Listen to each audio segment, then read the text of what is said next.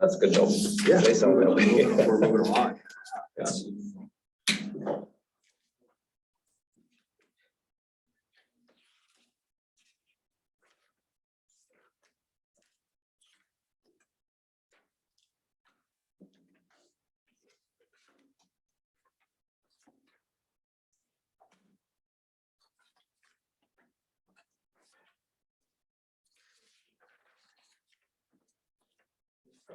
Is there a password for the Wi-Fi? Resolutions, right?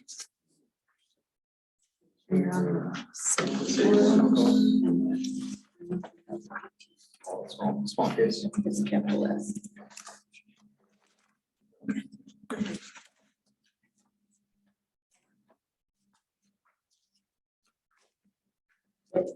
Thanks.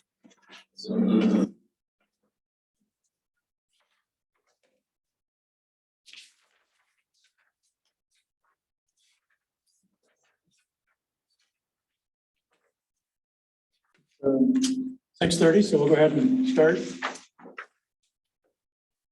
Thanks, everybody, for coming. So we'll do a call to order. Jim? Here. Your name? Jim Phillips. Jim Richards. Ryla Nyquist. Lori Novak. Dana Bergner. Okay, tonight, we have a fairly big agenda. We'll try and go through it as quickly as possible. There's a couple changes I'd like to recommend. First one is to remove item in the water and sewer, G and VI, the First Amendment to the Cedar Woodland Subdivision Development Agreement. So I got an update on that, actually. He just emailed me about 45 minutes ago. Okay, They now want a different agreement. So maybe leave it on and we can just discuss the new agreement that he wants me to draft, terminating the original development agreement. So we won't be approving that. They've agreed to that, but So now that's an FYI. I need you to approve me to draft he wants me to draft it. But yeah, basically a 2-minute FYI, and so so leave it on. I would just leave it on. The other item, we have one other item to remove for tonight. It's under Public Works. And it's the Public Works Assistant Hire Approval. Reason for the removal is that there's a process issue that we need to formally take care of before we can offer that position. If I may ask the members, right now, we'd like to have a special city council meeting next Tuesday night at 6 p.m. You're on vacation. Are you guys here? I'm not, You're not here. no, we're on vacation. 21st, what, whole week? Yeah, There's 3 of you. I already told him I can't go. You're not here. You're on vacation too. I have a meeting. Oh, okay. So the 6:30 won't work either. Okay. Tuesday. I'm gone the 23rd to the 28th. But everybody's going all week. So we're into the.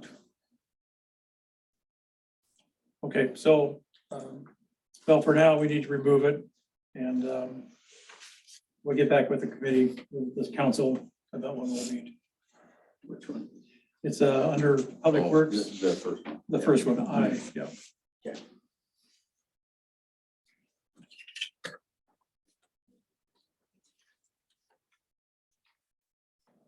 We do have, and I do have one add, so we have one remove. No, we're just-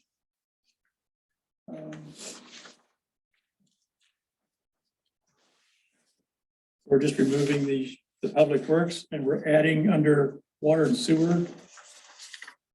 BII is the stop work change order directive number 1. A motion to approve. It was in our packet, but it wasn't on the agenda. So we'll add that. So we have an ad for the stop work change order, and we have a removal of the Public Works Assistant hire under Public Works. I'll make that a motion to approve. I'd make a motion, well, before the motion, given the personnel stuff on the agenda, I think we need to give it a fair amount of time to talk about it and get it worked out. And so I would ask that we look at the agenda and the things that don't necessarily need action tonight, if we could either push them to the next meeting or have a special council meeting to address them. Because I think the first one on there, and maybe even the second one under Personnel Community Center, I think we need to give it ample time. 1 and 2. Yes, yep.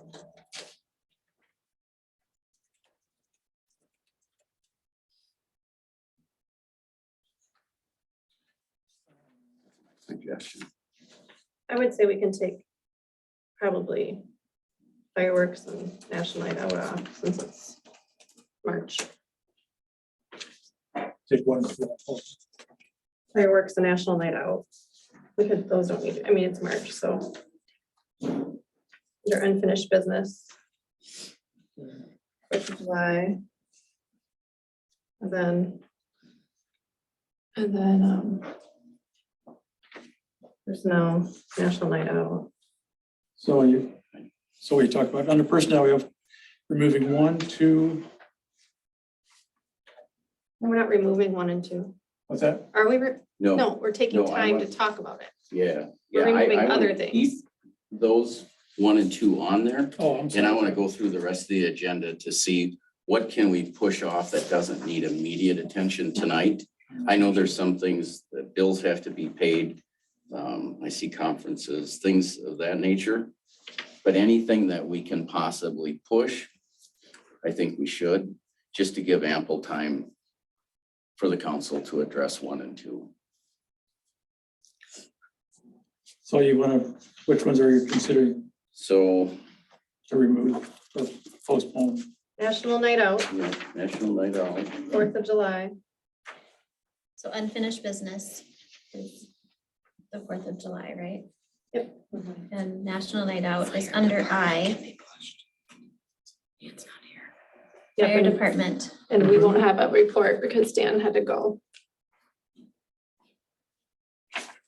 I'd actually like to see that be put in consent agenda from now on.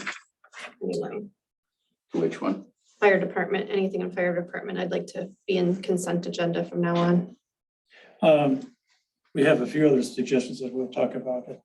I think there's other motions that we could include in consent agenda too. Okay, good.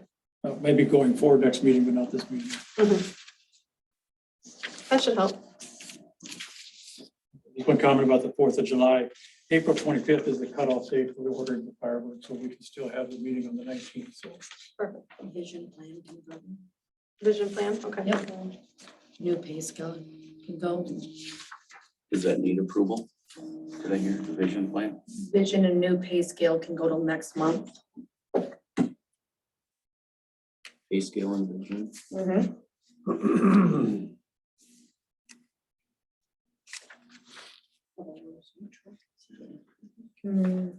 That has to stay. The truck comes tomorrow. So under personnel, we're leaving 1, 2, 3, 7, and 8. Is that correct? Yep.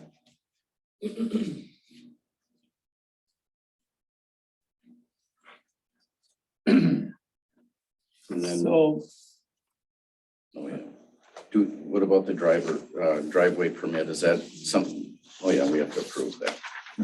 Okay.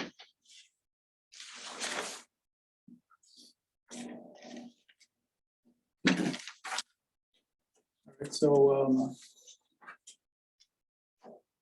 we'll amend my motion. So we'll start from scratch here. We will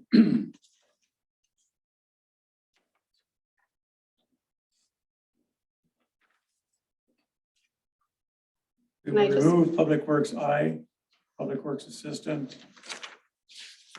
We will- Under Personnel, we will remove item 4, 5, 6. And under unfinished business is A, 4th of July.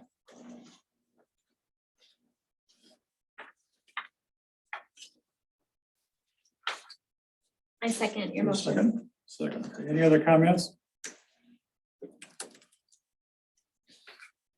Right, all those in favor, signify by saying aye. Aye. Opposed? It's approved. Okay. Public forum. 3-minute time limit per person. The city council welcomes and encourages participation from community members.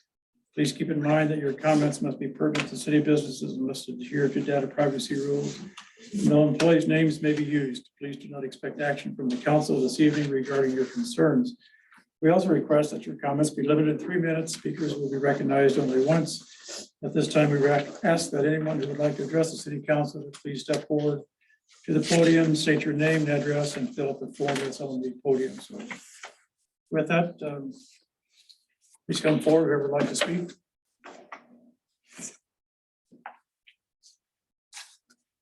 Okay, second call for public forum. And third and final call for public forum. We close public forum at 6:40.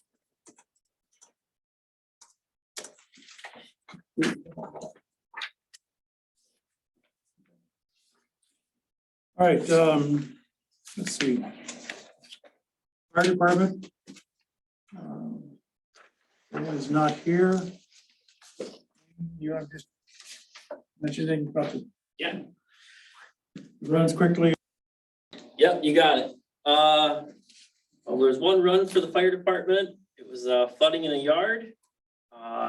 There's a t-shirt quote for $954. That will come out of the Dan's city budget, not out of the equipment pull tab money. Okay. So we need a motion for that. Make a motion to approve the t-shirt quote. And Jim? Pete, okay. Any other comments? All those signify by saying aye. Aye. Aye. Opposed? Okay. Approved. First responders, we had 2 in the city and 8 in the township. And I got nothing for the EOC. Thanks. Thanks, Kane. Thank you. Okay, we jump to our ordinances. Is there a voice vote? First one is resolution 2022-03. A resolution by the mayor and city council of the city of Orinoco approving the acquisition of permanent and temporary easements in Orinoco, Minnesota, and dispensing with review of the purchase by the Orinoco Planning Commission.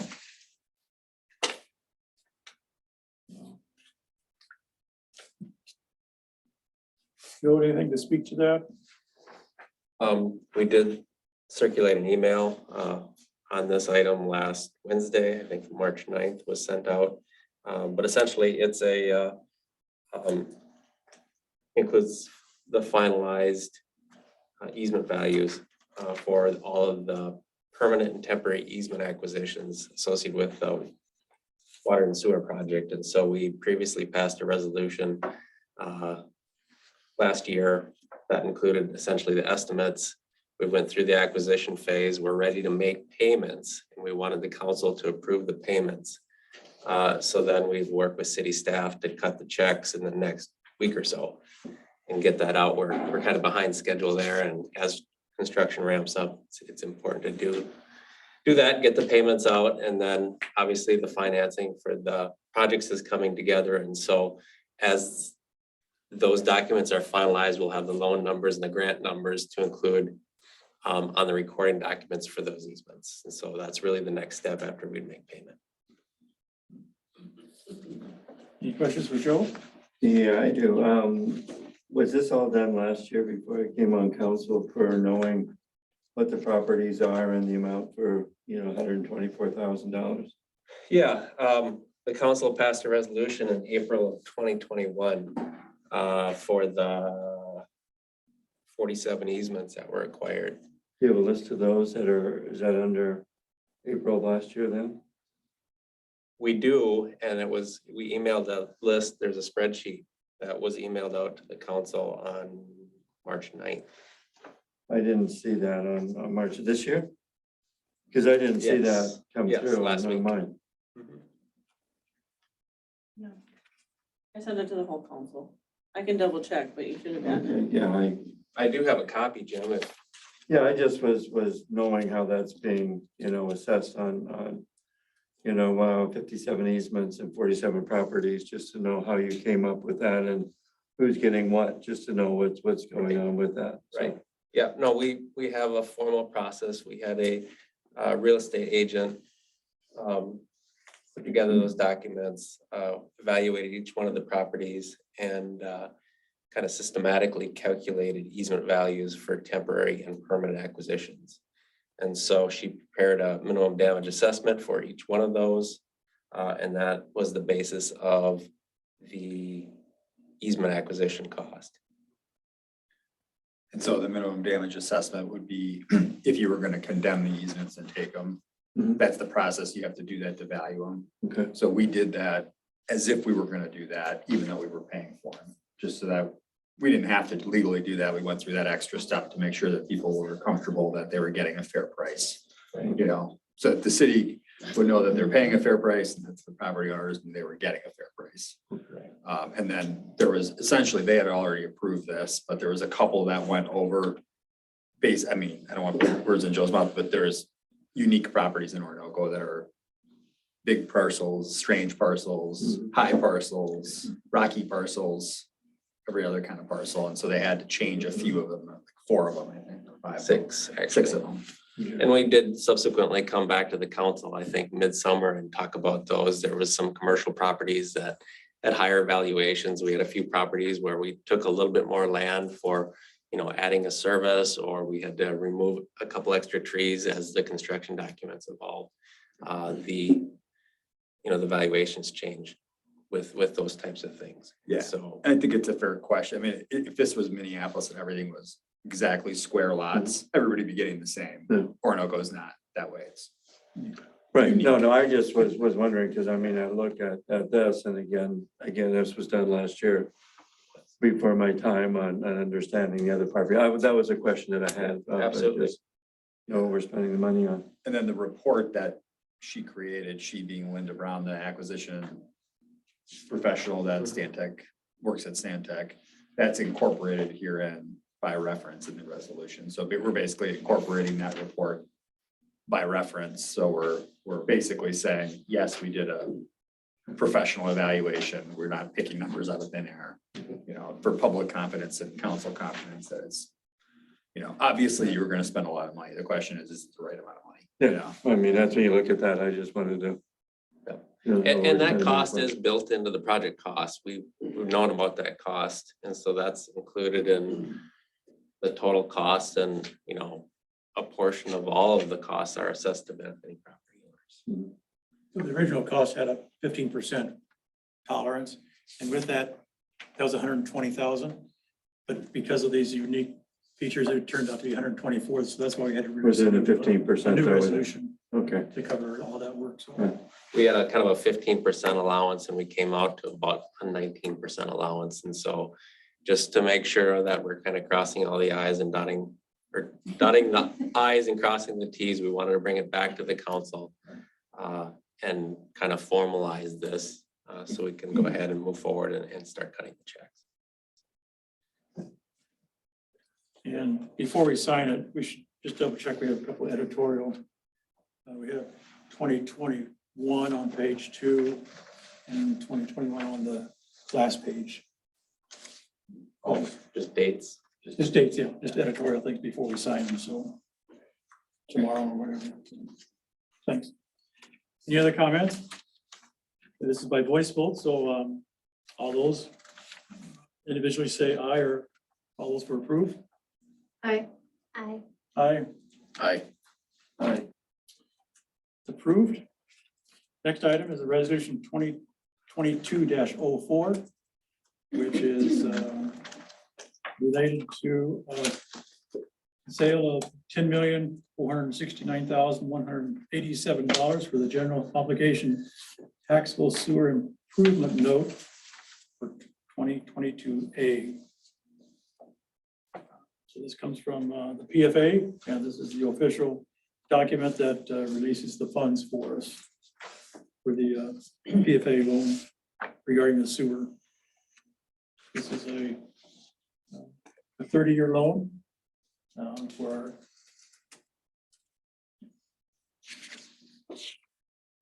1.047%. what's that? 1.047% interest over 30 years.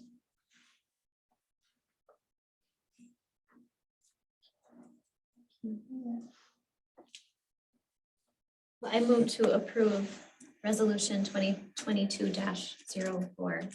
Second. Any other comments, questions? It's a formality, and the dialogue has gone back and forth numerous times for wording between the bonding lawyers and PFA. So, any other comments? All those in favor, by voice vote? Aye. Aye. Aye. I, Aye. Approved. Next one is 2022-05, which is $841,487, a general obligation taxable sewer improvement note. And this is the loan for the Orinoco Estates Mobile Home Community related to the lift station improvements, construction of a force main in connection to the Orinoco wastewater treatment plant for Orinoco Estates Mobile Home Community. So it's, This is essentially a 20-year loan at 1.249%. Again, for the sewer improvements associated with Orinoco Estates cost share.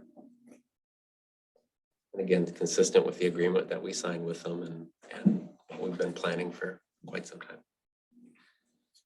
any comments or questions? I'll move to approve resolution 2022-05. A second.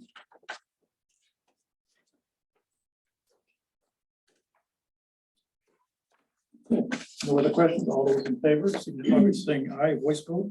Aye. Aye. Aye. I, Aye. Approved. 2022-06 is for $856,606, a general obligation taxable water improvement note for 2022C. And this is regarding the wastewater, or excuse me, the water improvement note for the water projects for our 121 new hookups, I think it is. And this is a 20-year loan also. Do you have a percent on it? 1.252. On 20 year. 20-year.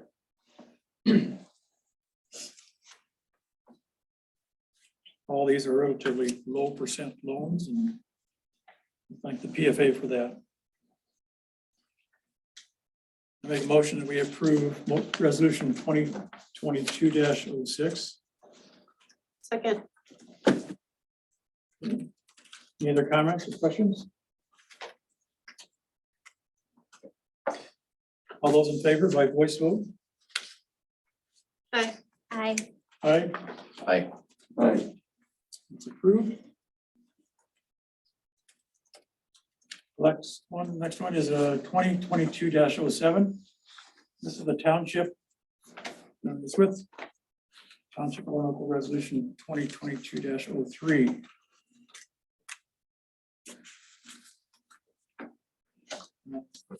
In regards to the 10 acres that we purchased from Matthew Constructions for the wastewater treatment plant. And now it's the city owns the land, so we had to go through an annexation process with the township. This resolution is unique in the aspect that we do have a a joint resolution, orderly annexation with the Orinoco Township. And there's a different set of language and there's fees that go along with the normal annexation. But in this case, it's city land. It's city land. It's the treatment plant on it will also service the township residents at Orinoco Estates Mobile Home Community. I shared this with the township last night.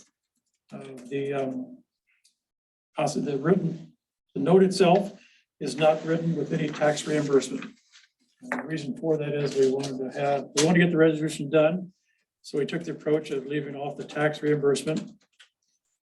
With the understanding if after the discussion I had with the township last night, they would come back to me and we would negotiate with the council's approval, of course, some type of tax reimbursement fee.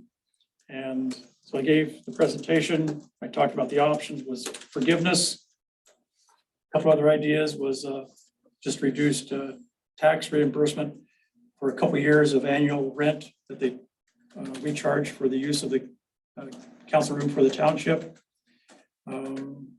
Or a reduction in the tax reimbursement because Orinoco Estates are also using it as a township residents. We're offering that service to them.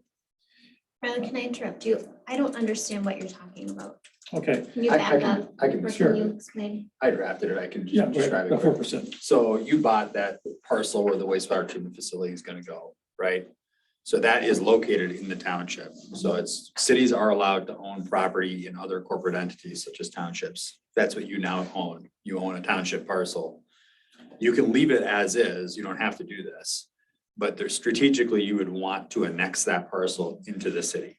And it doesn't matter that it's not contiguous because the city now owns it. And there's a statute that basically says, once the city owns property in a township or another corporate entity, they have a statutory right to annex it by ordinance. So you could adopt an ordinance that says, list the property, the legal description and the statutory requirements, and then adopt the ordinance into your ordinance book, and then you would adopt it that it would automatically come into the city that way. The township, that's onerous. It takes a lot more steps. It's more costly. The township is willing to just consent to having this annexed. And the real reason, I mean, there's multiple reasons why you'd want it to be annexed, but the main reason is you want it under city laws, specifically city zoning and building restrictions, because otherwise the company that we hired to build this facility is gonna have to apply for permits to the township. We want them to apply for their permits to the city so that it's under our rules, because the township might not have rules that are favorable or efficient for the project.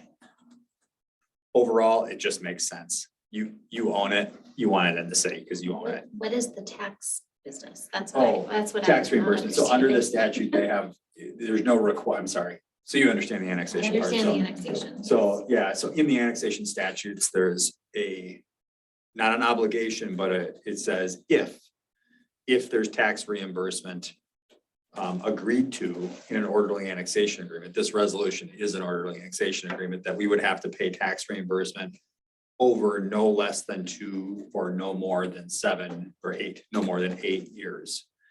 That's if you agree to that. So the concept behind it is this: we're taking your land that's on the township that you get tax revenue from, and we're taking it now into the city. So now we get tax revenue from it.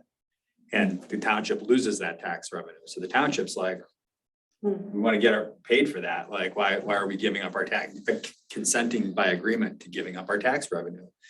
And so to soften that blow, you can agree to tax reimbursement so that the property taxes collected on that property are then repaid in whole or in part or whatever you agree to back to the township.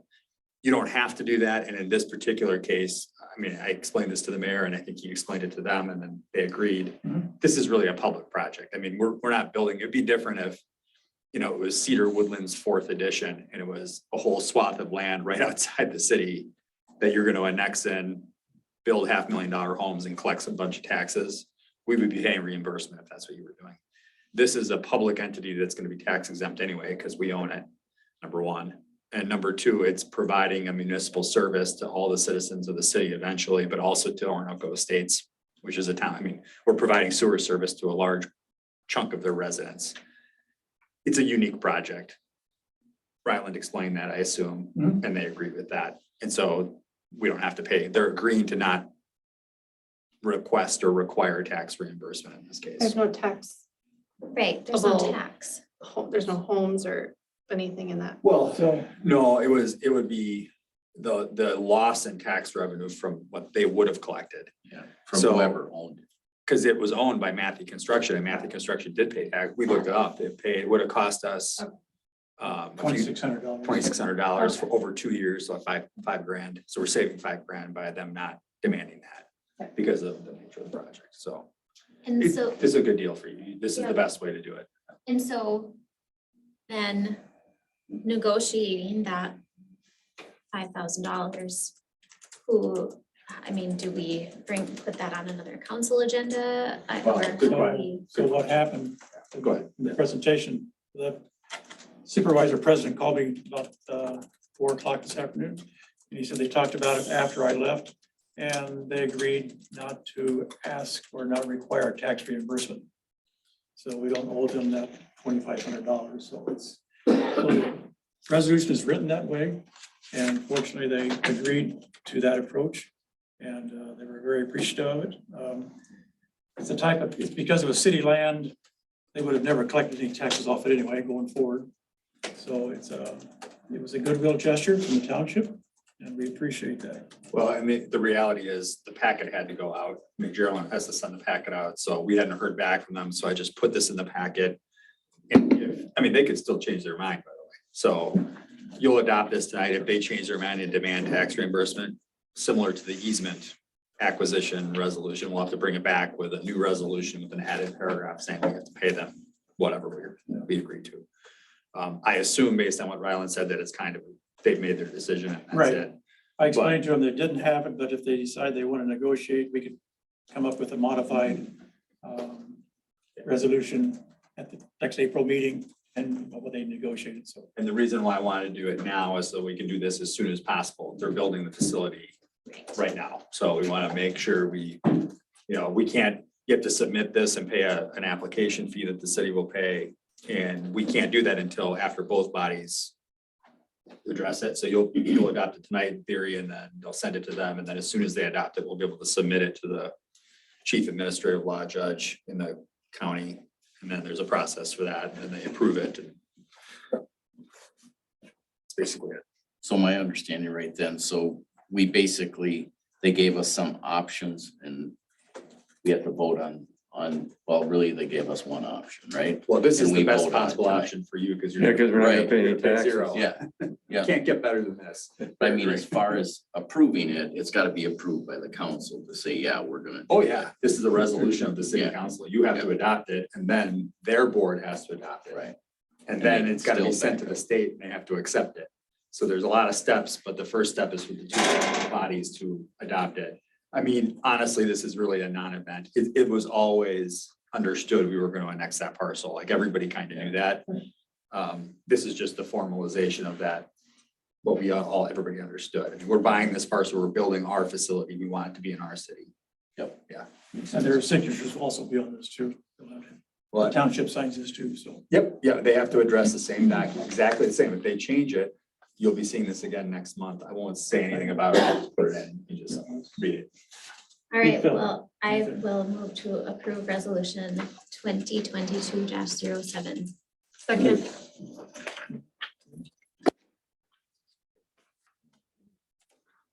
Sometime in the future, we'll go into more detail about the current quarterly annexation agreement that the city has with the township. Yeah, I think that's one other We point, won't do that now, but we'll do it some other time. but just one point, you do have an orderly annexation agreement. There's actually, if you read this really carefully, there's language in there that I accept this annexation out from that agreement. So that agreement is not applying to this one parcel of land. So, because otherwise it had all kinds of other terms that needs to be rewritten. So this is the way to do it. Any other comments? Seeing none, all those in favor, by voice vote? aye. Aye. Aye. Aye. It's approved. Water and sewer, we have a contract 1, which is the treatment plant. Joe, an update?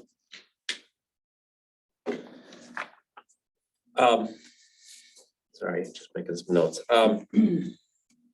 things are starting to move forward at the treatment facility. We had our startup meeting today with the contractor.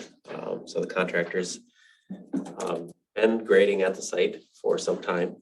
Well, since last week, really. So they're grading, excavating stormwater ponds, doing mass grading, stripping topsoil, constructing the entrance road, installing some culverts, constructing some laydown areas and places for construction trailers and whatnot. So things are moving on that end, and they're also beginning to mob in cranes and construction equipment.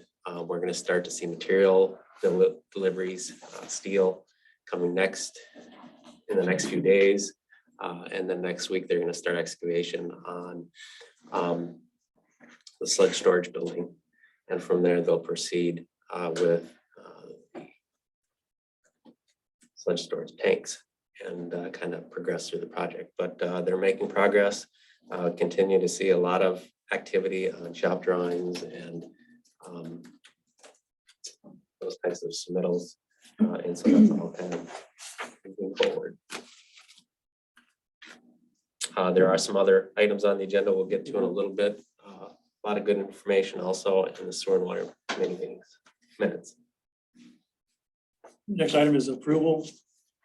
Pay request to stock for $16,682. Make a motion that we approve that pay request number 3. Second. Any other comments? Seeing none, all those, this is a voice vote. Seeing none, all those in favor, signify by saying aye. Aye. Aye. Aye. Aye. It's not a voice vote, it's just a regular vote, so. Next item is a couple substitutes. Joe, you want to make a quick comment on that? Yeah, first one is really a function of the pandemic and material shortages. There's typically a lot of ductile iron pipe and fittings used in a treatment facility. And the lead times and availability of ductile iron and fittings is limited. It's very costly and it's hard to get. And we're concerned, and the contractor is specifically concerned about options and acquiring that material and how that will impact the schedule. And so to keep things on schedule and within budget, they want to use stainless steel in lieu of ductile because that's more readily available. Normally, we don't use stainless steel in treatment facilities, or at least municipal treatment facilities, because historically it's been more expensive. In this scenario, it's depending on which type of stainless steel you choose, it's not more expensive. And so at the Water and Sewer Committee meeting last week, we discussed this issue at length. There are a couple different types of stainless steel that we proposed, or the contractor proposed. One, I think it was stainless steel 304 stainless steel is a steel designation anyway. With that, they offered a $10,000 deduct. That stainless steel has a little bit of susceptibility to corrosion from chlorides. Chlorides are a function of people using soft water and thus this chloride. So anyway, there's a second option for a 316 stainless steel that has or is resistant to chloride corrosion. And so we talked about it. That one is a slightly more expensive pipe, but for the entire project, and there is a lot of ductile iron in the project, the contractor would require a $20,000 add. So we kind of balanced those and we decided that we would take the $20,000 add. There are definitely some good sides to this. It's a good material. Like I said, it's not commonly used in municipal plants because it's more expensive, but you don't have to paint it. It should look nice. It should last a very long time and I think be a good product for the city. And so the recommendation is that the Water and Sewer Committee head is to go ahead with the 316 stainless steel in lieu of the ductile. This isn't a change order yet.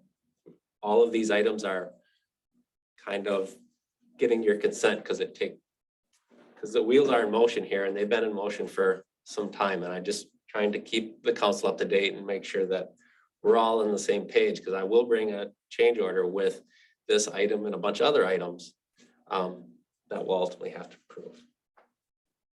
And so this is the first. So do we know the steel isn't available, or are we assuming that it's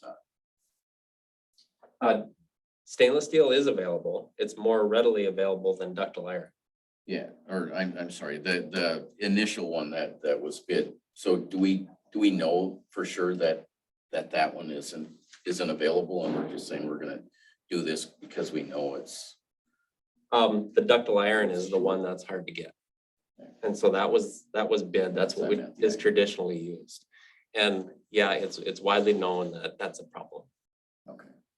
And I would just speak on behalf of the members of that sewer committee. We have some really intelligent people that this is what they do. This is their full-time job, and they have volunteered to be on this committee. I've been learning a lot. Obviously, that's not me, but I'm learning a lot from them, and they don't just say, oh, let's go with the more expensive one. They hash out every detail and discuss at length what is the best option. And so I would feel very comfortable just knowing what they talk about. Do you need a motion for this, then, or Right, yes, we need a motion for approval. make a motion to approve the additional $20,000 for the 316 stainless? Second? I'll second it. Any other comments? Just for the record, we'll formalize this in a change order, so I'll come back. it will come back to you. I don't have a comment as much as a question about when we have these increases, where does that fall within how does that affect our end? So, They're tracked and we have, yeah, we have a contract price, a lump sum contract price for it. Now, these adds and deducts are accounted for within change orders. We talked about, I think, slightly over $100,000 in deducts to this point associated with some of those items. Now, there are some other items that we're gonna see cost increases, but in total for the project, we have that 2.5% contingency, which is about $1 million. And so we'll eat away at that over time, almost guaranteed. I think we all hope that we don't eat all of it away, but we're gonna eat at least half of it away. Almost guaranteed. It's just a big complicated project, and in our environment right now is what it is. So. Okay. But I will also say that part of those discussions were, well, we saved $100,000 on this, so we're still good. We're still not over budget right now. Right. So they are. And we haven't touched the contingency at all. Yeah. Right, okay. big comments. Seeing none, all in favor, signify by saying aye. Aye. All right, Approved. Next one, Joe, is a filter change. Yeah, so we've been approached by Nexium, and they are a supplier for various components or pieces of equipment in the wastewater treatment plant. And in fact, they were one of the producers that produce these cloth filters that are used to remove phosphorus, and they're located in the tertiary building. And so ultimately, through the design process, we work with these types of contractors to generally specify their equipment. And then through the bidding process, they bid it. And then once it's bid and they're under contract, then they start to supply shop drawings and then ultimately supply the product. And then it's built. And so we went through the design process. Theirs was one of several filters that were specified for bidding. They bid it. They were the low bidder.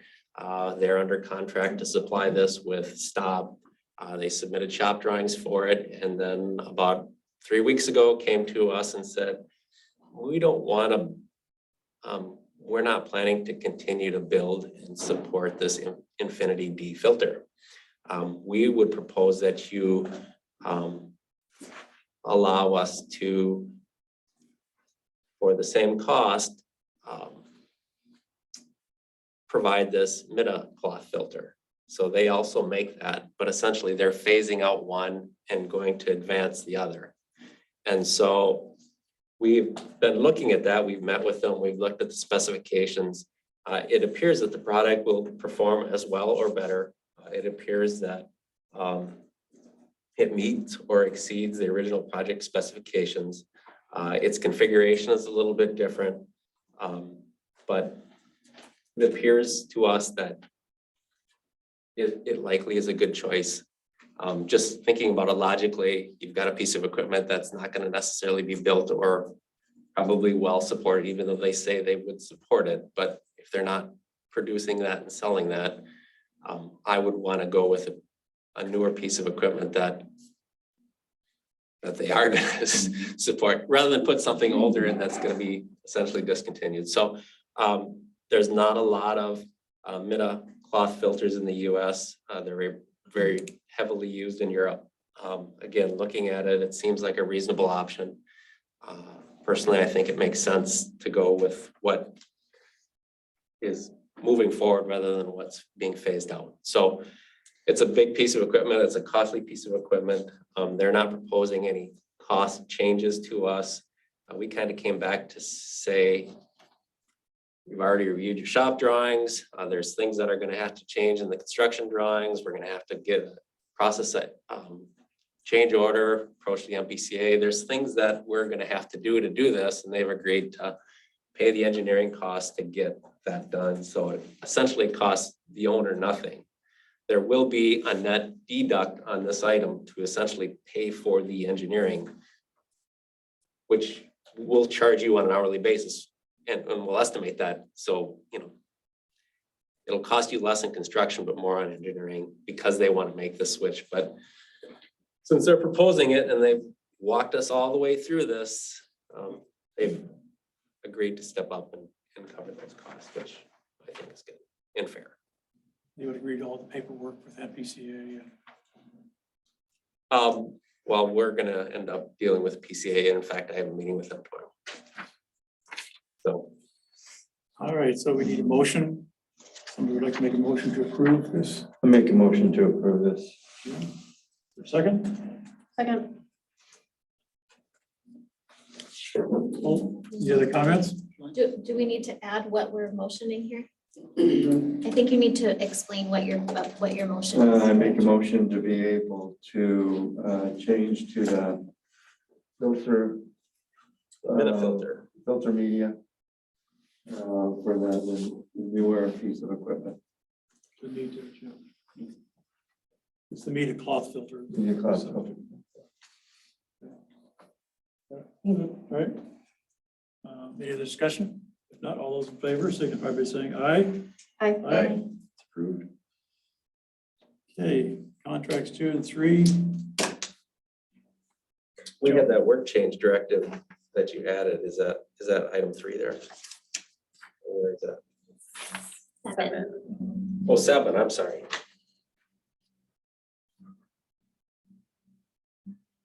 So yeah, contracts 2 and 3 are proceeding.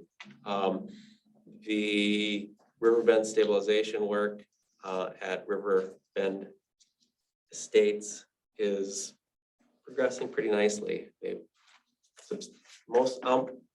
about 85% done with the J-hooks. They're about half done with the tow-wood construction. I suspect that next week the structures will be built. Then they'll have things like turf restoration, tree plantings, live stake installation, those types of things. And obviously some cleanup and seeding. But the structures themselves, at least on the west side of 52, will be essentially complete. And that really is coming together pretty nicely. In addition to that, they've done some clear and grubbing. Seen a lot of shop drawing activity with them. I think they've reviewed and approved all their concrete structures and almost all of their pipe. And so, and a bunch of the lift station components. So I think that you're gonna start seeing truckloads of pipe come into town. I think there's about 13 semi-loads of pipe that will be delivered here, I thought this weekend. And other things that are gonna start to show up. And so making some progress there. Definitely. Next item is a Fitzgerald contract 2 and 3 pay request for $335,213.20. Make a motion that we approve that pay request. Second, There's an extra space in our packet on the dollar amount. So it's not $335 and $213. It's the whole amount together. Yes. Okay. 335,000. It's a big number.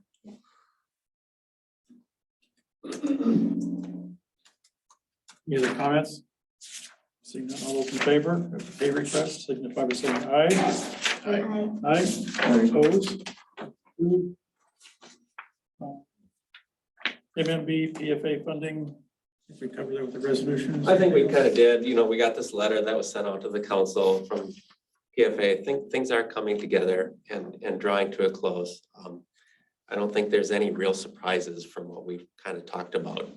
But that's good news. Have you announced publicly that like all of the, we went through the resolutions, but would you want to announce publicly the letter that was sent out? I think just the synopsis of the letter is that the point source implementation grant funding has been secured.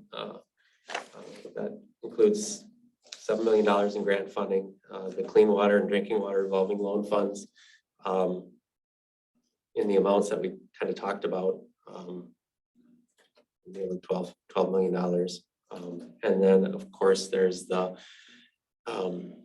grant funds associated with the 2020 bonding bill, that $24.027 million plus the 2017 and 18 bonding bill appropriations.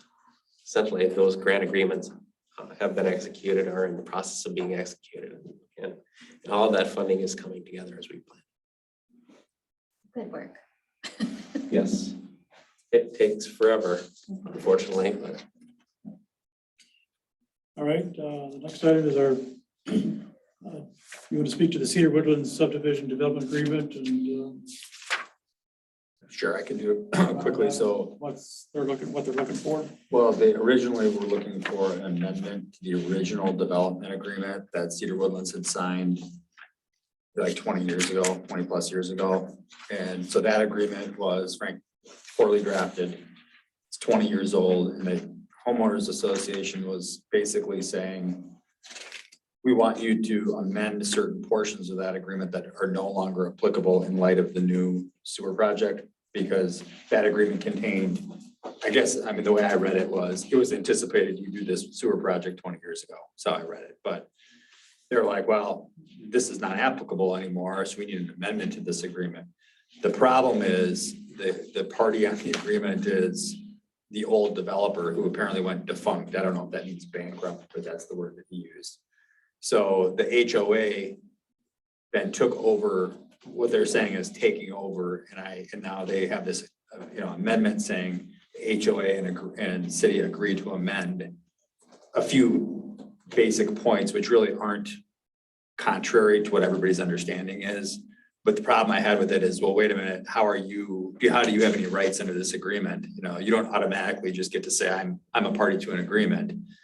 And the agreement's not really well drafted in terms of the concept of a successor or an assign. So like in typical contract law, like if you want to assign your rights under our agreement to the other gym, you guys can sign, the agreement would say you can or can't do that. Maybe it says you can, maybe it says you can't. But it would lay out a process to do that, like you sign in, it's known as an assignment. And he signs it and you assign your rights to him. Now I have a contract with him. So that wasn't done. I asked them, do you have such a document? Maybe they did do that. I don't know. Anything could happen. And he's not aware of any, but then there's the concept of a successor, like common law, usually successors, that's addressed in a contract too. This wasn't. It just said this agreement is binding on its heirs, successors, and assigns. Well, there's no heirs here. That deals with like familial heirs. There's no assigns because they don't have any assignment contract that he can find or I can find. I haven't looked. And then there's a concept of a successor. So sometimes in common law, if there's no contract to say how a successor is appointed, in common law, there might be a successor here. And because it's a development agreement and it deals with the plat, the successor could be whoever owns the land in the plat. The problem there is the HOA doesn't own the land in the plat anymore. They own 2 outlots. The land in the plat is owned by each of the individual homeowners that have purchased lots in that. So it is possible that each of those individual homeowners has rights under this contract, although I think I've got a pretty good argument that that's not the case. But in any case, the long and the short of it is they're not asking for much. I mean, they're not asking for anything crazy. They just want an assurance. Basically, they want a separate contractual assurance that the city is going to agree to decommission their community septic area, outlot area, which I called Joe and said, I thought that was part of the project. And Joe said, it is part of the project. The contractor that you hired to stop construction that's part of their plans and specs. They're doing that. And we're assessing people all over town. It's one of the expenses that's baked into the cake of this project that everybody's getting assessed for. And I think there was just a misunderstanding with that. So long and the short of it is we talked for 45 minutes this morning. And the end of that was he suggested that we formally terminate the agreement in terms of whatever rights that may exist for the HOA. They're agreeing to terminate if the city's willing to terminate the agreement. The agreement's probably not in force in effect anyway, but I'm fine with that. So now he drafted the original, somebody drafted this original amendment. He's asking me to draft a termination, something with the HOA, which I'm happy to do. I just want you to approve me doing that. It'll probably take me about an hour to do it, hour and a half, maybe, I don't know. And then we'll bring it back at the next council meeting to approve that. And that would only be effective with the HOA, but realistically, there's no rights that those individual homeowners could assert against the city at this point. And the overall point that he really was, I don't think he was missing it, but you have assessment authority. Like the cities and municipalities have statutory authority to assess people. Like when you're assessing these property owners, you have the right to do that as long as you follow the process, the notice process, and you follow the special benefits test, meaning you're not assessing people more money than you're benefiting their property. So the benefit that you as the city provide to them has to equal or be less, or equal or exceed the amount you're going to assess them. And in this case, it way exceeds. I mean, they're getting a great deal. I mean, the citizens are getting a great deal here. So it's not really an issue. And I think they would prefer that the agreement just not be applicable. Because that agreement contains, if you read it, I'm not suggesting you do, it just contains all kinds of very specific, like mathematical formulas as to how much they're going to pay for the sewer project 20 years ago, which are completely inapplicable to this project now because it never happened. I don't know if they tried to make it happen. I guess I haven't been around the city long enough, but yeah. So it's frankly, the items that were in that development agreement shouldn't have been in there in the first place. I mean, the city shouldn't have. We need a motion. We need to make a motion to. I think you can just generally direct me. Well, I had a question. Sure. On that one, when it says that the city is responsible for the decommissioning, Right. Is that common for all the stuff that we're doing, or why is the city paying for it and the HOA not paying for it? Yeah, the decommissioning of the sewer systems in River Park and Riverwood Hills and Cedar Woodlands are all part of the project. You're all decommissioning all of those. We're decommissioning all of them so that we know that it gets done and gets done correctly. And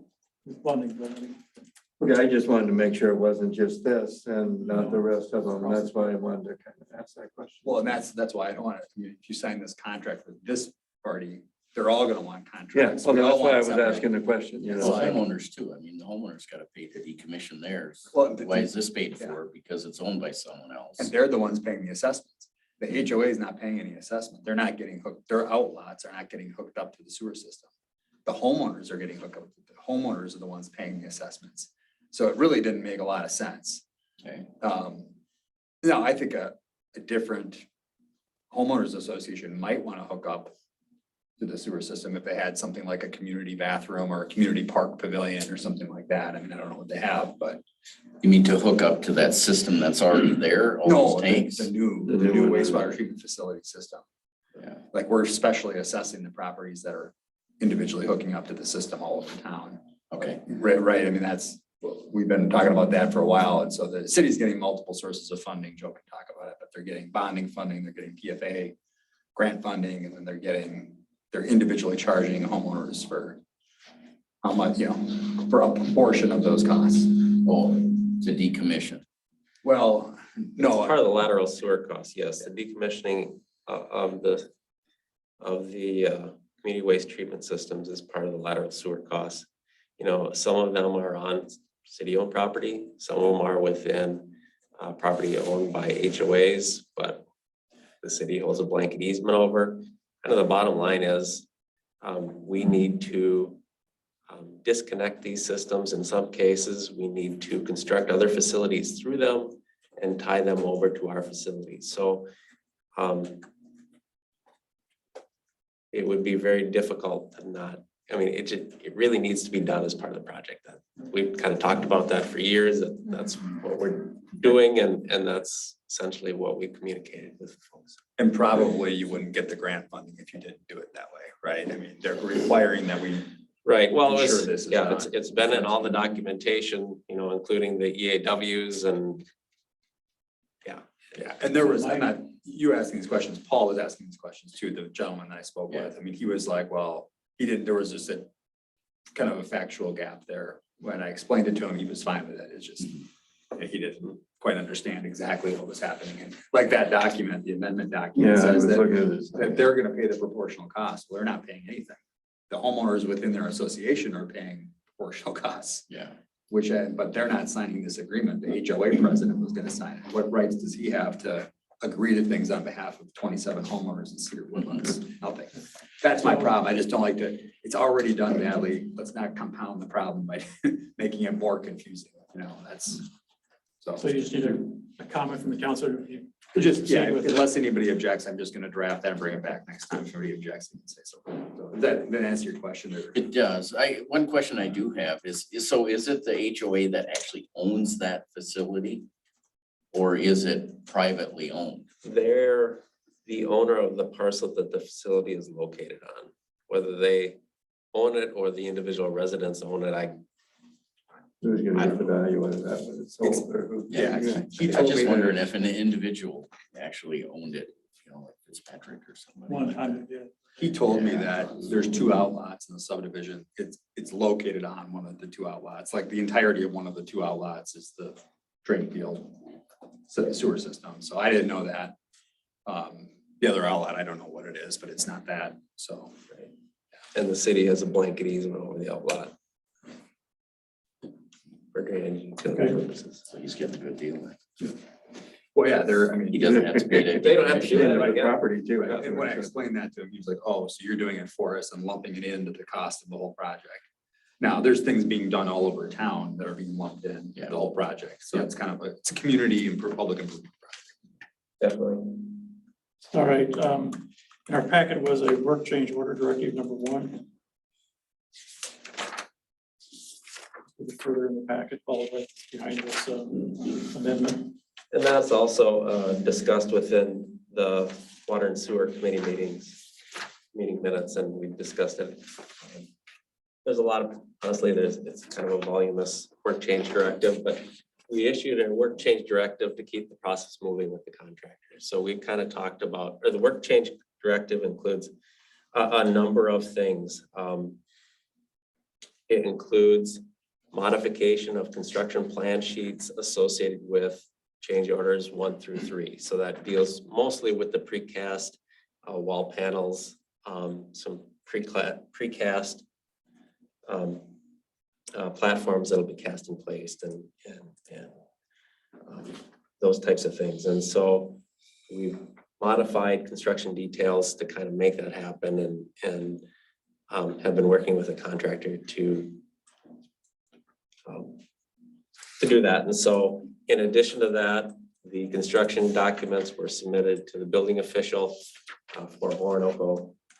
And he reviewed those and came back with a number of comments. Those comments kind of range from,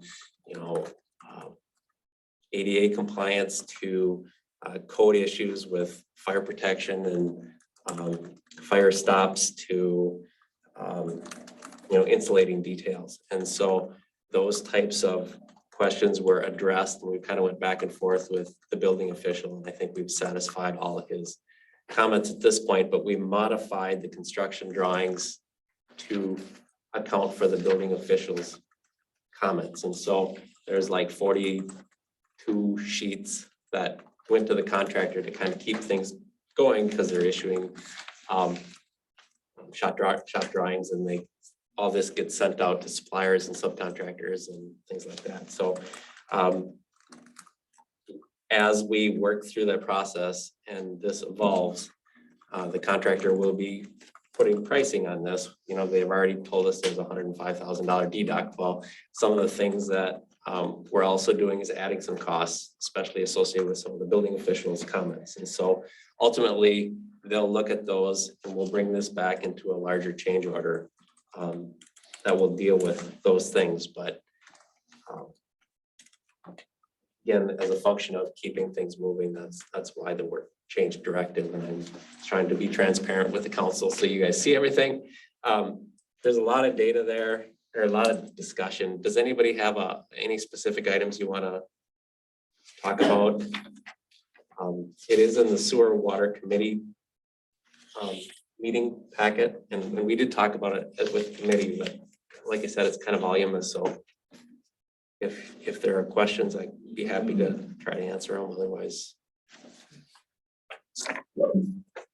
I'll make a motion, we approve the work order directive number 1 for Staub. Any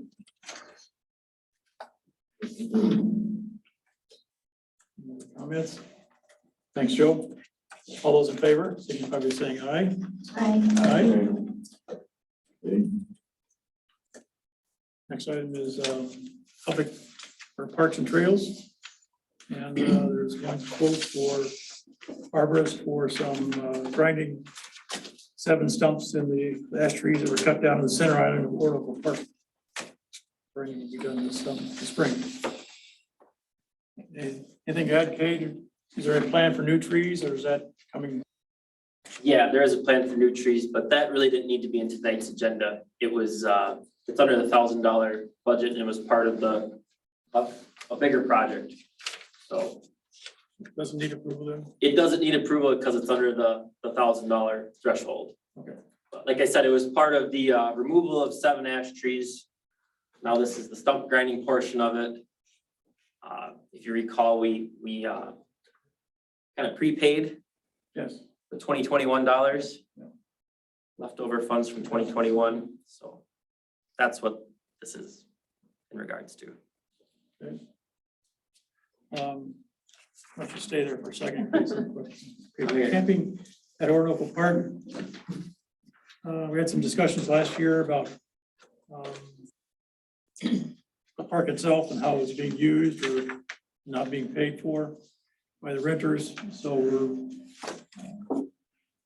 the question in our agenda is discussing discontinuing except for maybe the Gold Rush weekend. And so if I look at this permit that's in our packet, we would be paying just for, I take that back. If we want to use the restrooms for park use, we have to pay a permit for the water supply, which is $84, and sewage in the restroom is $42. So beyond that, then we need to look at whether or not we want to get a permit for 4 nights from a Wednesday through a Saturday night, typically is what we rent. Wednesday night for Thursday, vendor setting up for the food. Oh, you're talking about Gold Rush now. Yeah. And if we decide that we're not going to use camping, but just use it for Gold Rush. But what does it mean not use it for camping? I mean, it's a campground. So You're it saying was not brought, collect any money? correct, for it was camping? brought to the Parks Committee because over the years, there's been so many issues with camping. I mean, last year was probably one of the worst. Homeowners in the area came multiple times. So we talked about it, because in the past at Orinoco Park, there used to be somebody living there, somebody present. Yep. So there wasn't as many issues. It's not uncommon to have issues in an monitored park. The only thing that changes, we did decide at the Parks Committee, we did vote if to go ahead to camping. They've said Kane said it's a lot, it's a lot more work, Meaning- disproportionate to what we make. The work that goes into it is disproportionate to what we make. Now, in lieu of an email we got recently about some construction workers wondering if they could rent the park. I tend to think that might be a good opportunity to close the park to general camping. And because we have 8 sites. So So- could we close it and mark it full for those campers? For make it a permanent campground for those campers this summer? So a gentleman called City Hall. That's one of the contractors. And they're looking at different camping spots around Orinoco. Max, where can we go? Because they don't want to, it's getting very expensive to have hotels and that type of thing. So I called the gentleman back. I explained to him what we had. I told him we didn't have electricity. And he said, that's kind of a showstopper there, mainly because of, in the summertime, generators running, noise. Just the electricity alone is one thing, so generators, so he has looked at Tilly's. He's also looked at Mac's Place. And so I gave him the information what we had, but it sounded like they were looking for something a little bit more convenience for their employees to live there during the week and go home on the weekends and. So it sounds like they want electricity, so ours wouldn't be an option anyway. Yeah. So I guess I'm confused at how we would close it. That's And if, I mean, like, it's. the it's an people that were open causing the space. trouble weren't paying anyway. Right, That was what I said. And that's, We'll have to still deal with that with it's always gonna be the the issue. chains across it. This box is gone. There's no reference to camping. But there will be people camping there. And at least we have good leverage to say, you gotta leave. But what do you mean, put a chain across it? There's a chain across the driveway where they go into the circle where they camp. Just the camping Just the Oh, the driveway. camping area? during the winter months and.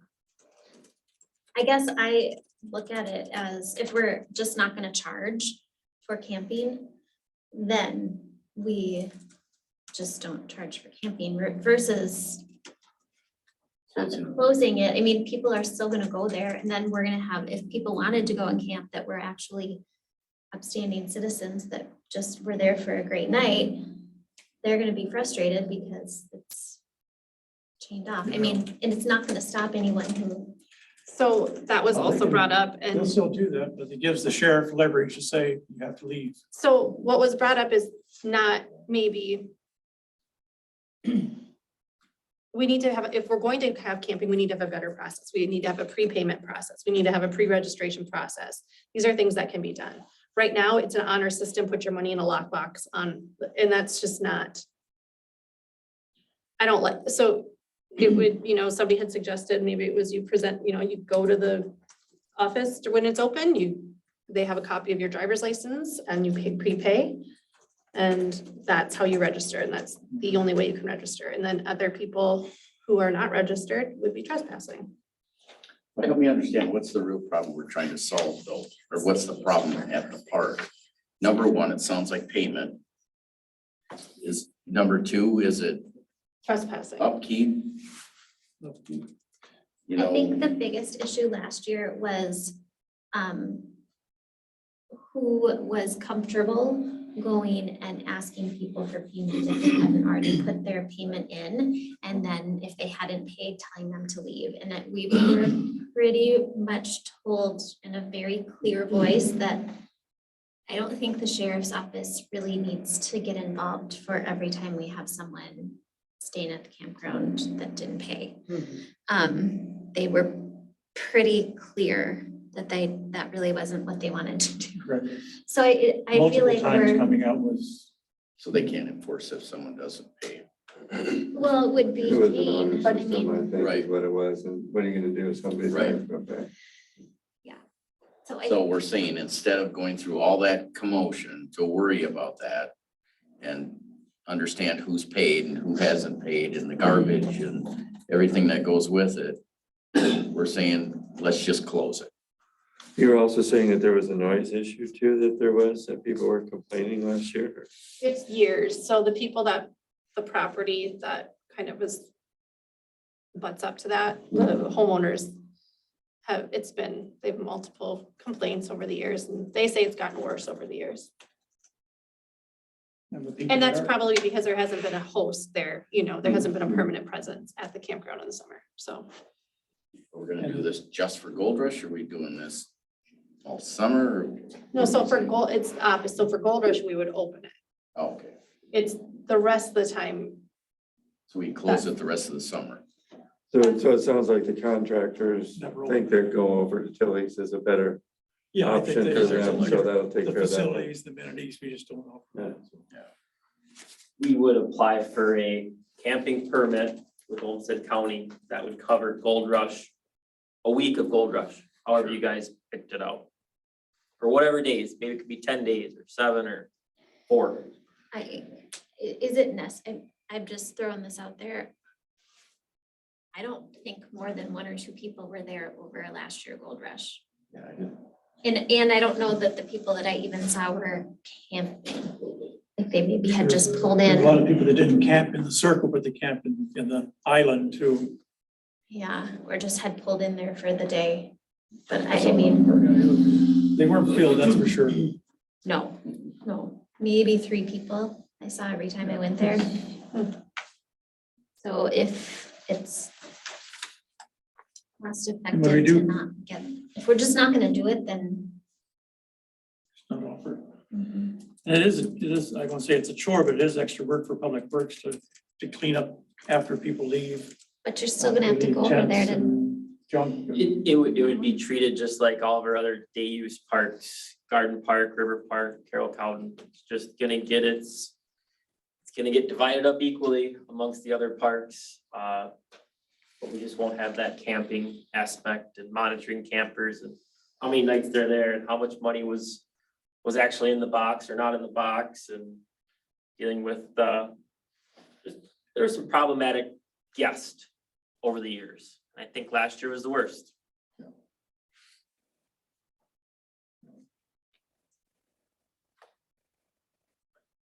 So I make a motion that we do not open the campground camping in Orinoco Park, with the exception of a 5-day period or in Gold Rush, during Gold Rush week or something. From that Wednesday to Sunday or, would we have to get a permit and pay for all of that? yes. That special permit will have to be applied for. And so I think Lori was saying, why would we do that when we didn't have many campers last year? I am, It's an offer, something we're offering our vendors and shoppers, I guess. In the past. There's one, I know there's one trailer that's, of course, it's just one, but they've been here for 15, 20 years. That's where their family takes their vacation. They come to Oracle Gold Rush days. I don't know, I prefer, if we're gonna close it, For like a second, I prefer we would close it completely. Even for Gold Rush for camping, people can still enjoy the park during that weekend for day use. And I would want that to be communicated really clearly on our website. Very clearly, like we would have to change that portion of the website, close campground, close until indefinitely or whatever you want to say. But I also would love to reach out to those people that do camp. There is a family that comes down and they kind of meet from, you guys know what I'm talking about, they even camped last year after we closed early. I don't know if you have their information, but they come from all over and there's certain people, it would be nice to be able to reach out to and tell this to. They don't live around here. They probably don't listen to our council. So my motion dies for lack of second. unless you wanna amend it, Okay, unless you wanna amend it. I made the motion. You can amend it. Amend the motion Oh. to exclude, to close Warnaco Park. Oh, okay, that's okay. So I amend the motion to strike Gold Rush from the motion that's closed. The summer. I will second that motion. Any more comments? I think there's, in the future for it, I do think there's still a promise of, we're getting a new sewer line to the bathrooms with the project. And it's just a matter of putting in electricity, and of course, there's an expense with that, but that's something we can still do in the future.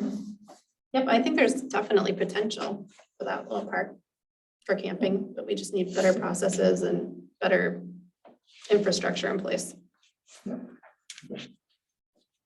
Seeing no other comments, all those in favor of the motion to close completely, signify by saying aye. Aye. Aye. Opposed? Well, I should not oppose, I'm going along with the aye for you for agreeing, Four. or Okay. not against, but for. All right. Opposed? Seeing none, it's approved. Public Works.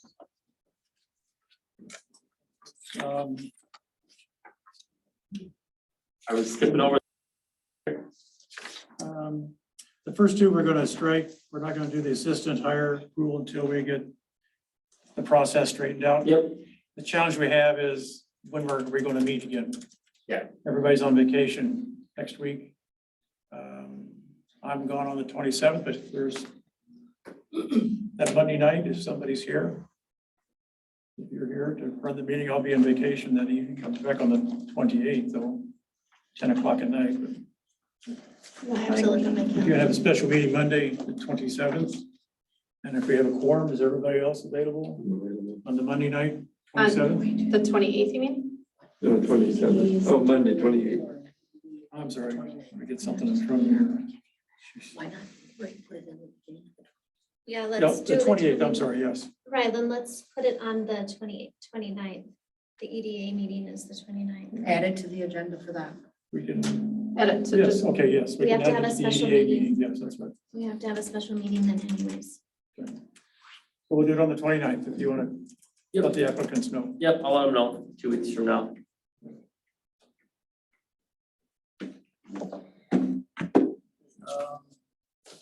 Seasonal job posting. Comment there? Geraldine and I are gonna work together on the seasonal hire. That's kind of an FYI. Okay, you come back. All right. Number 3 on the list, I've got a quote from Locators and Supplies for $1315.85. That's for a couple more ball harnesses for well, we're getting a new position and we only have one right now. And it's also for a metal detector and a ground probe and a lanyard system for the fall harnesses for climbing our reservoir and safety.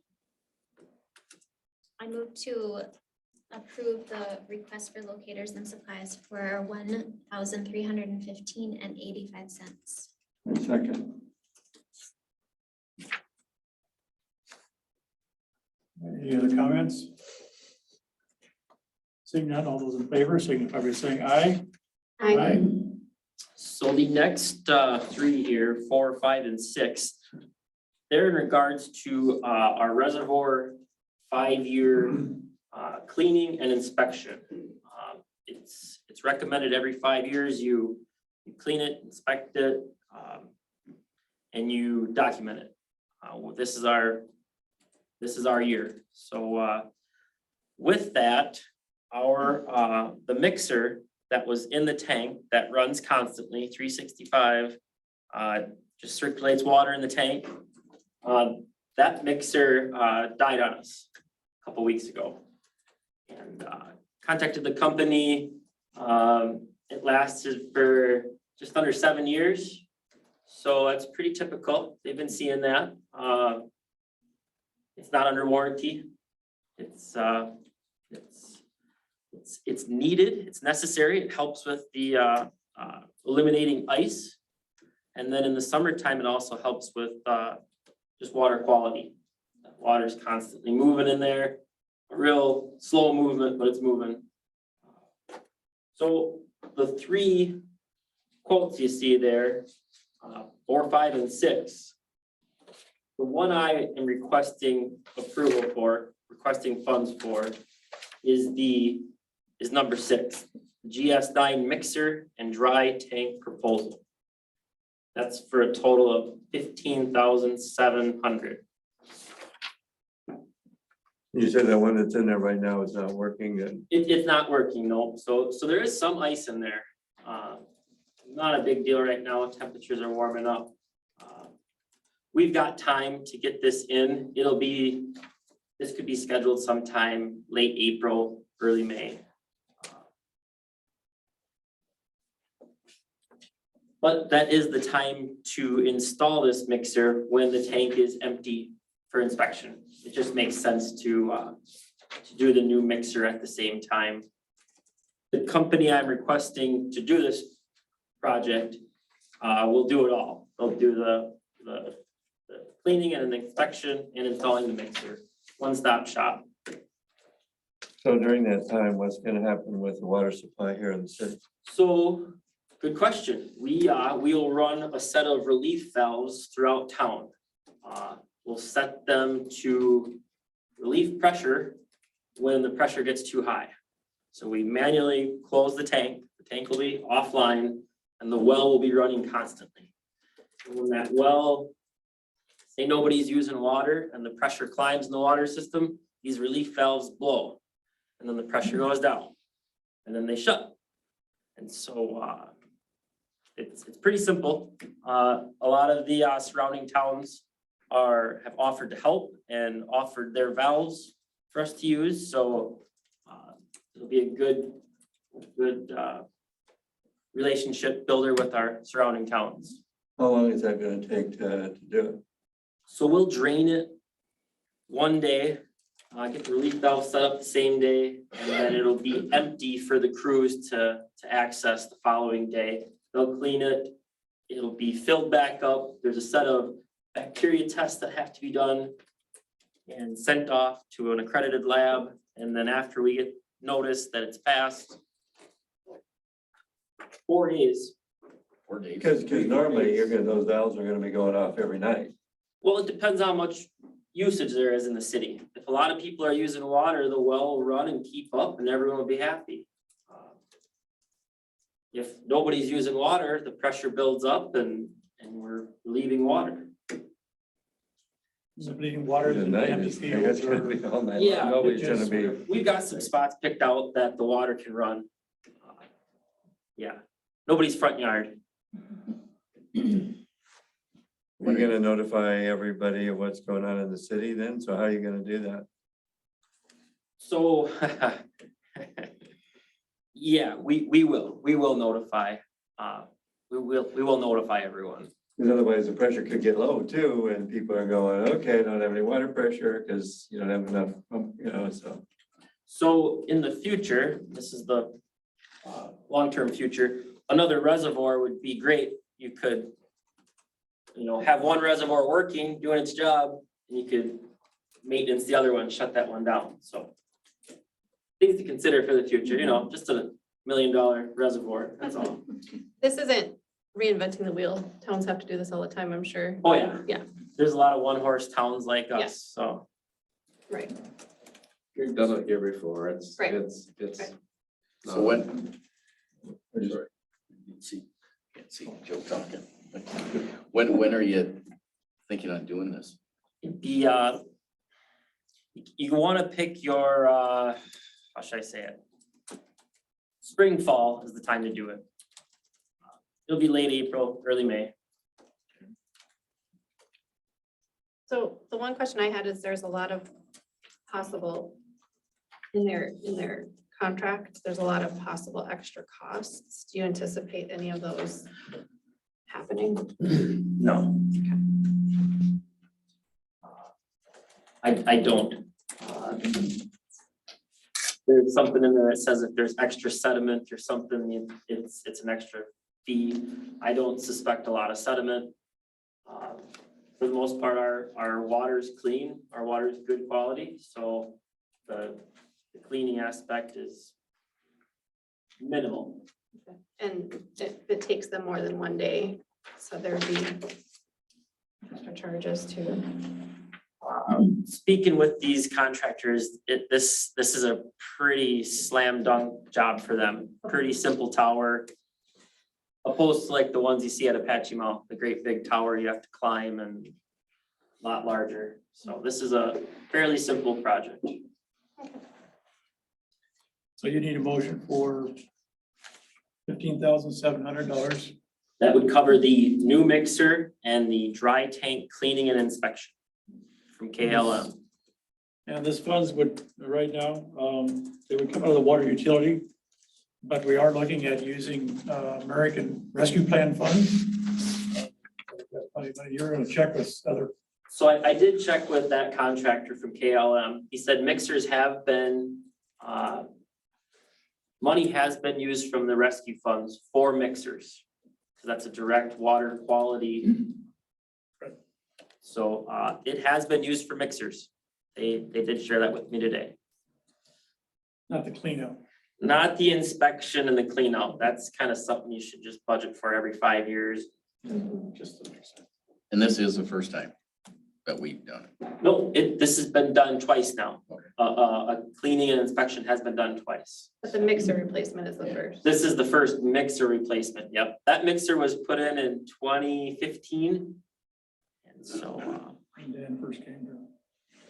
it was actually when I was still here. No, sorry. I remember lowering the new mixer in there and through the ice actually. So So I'll make a motion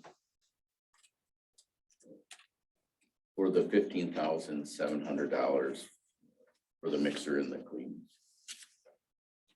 Second, Any other comments?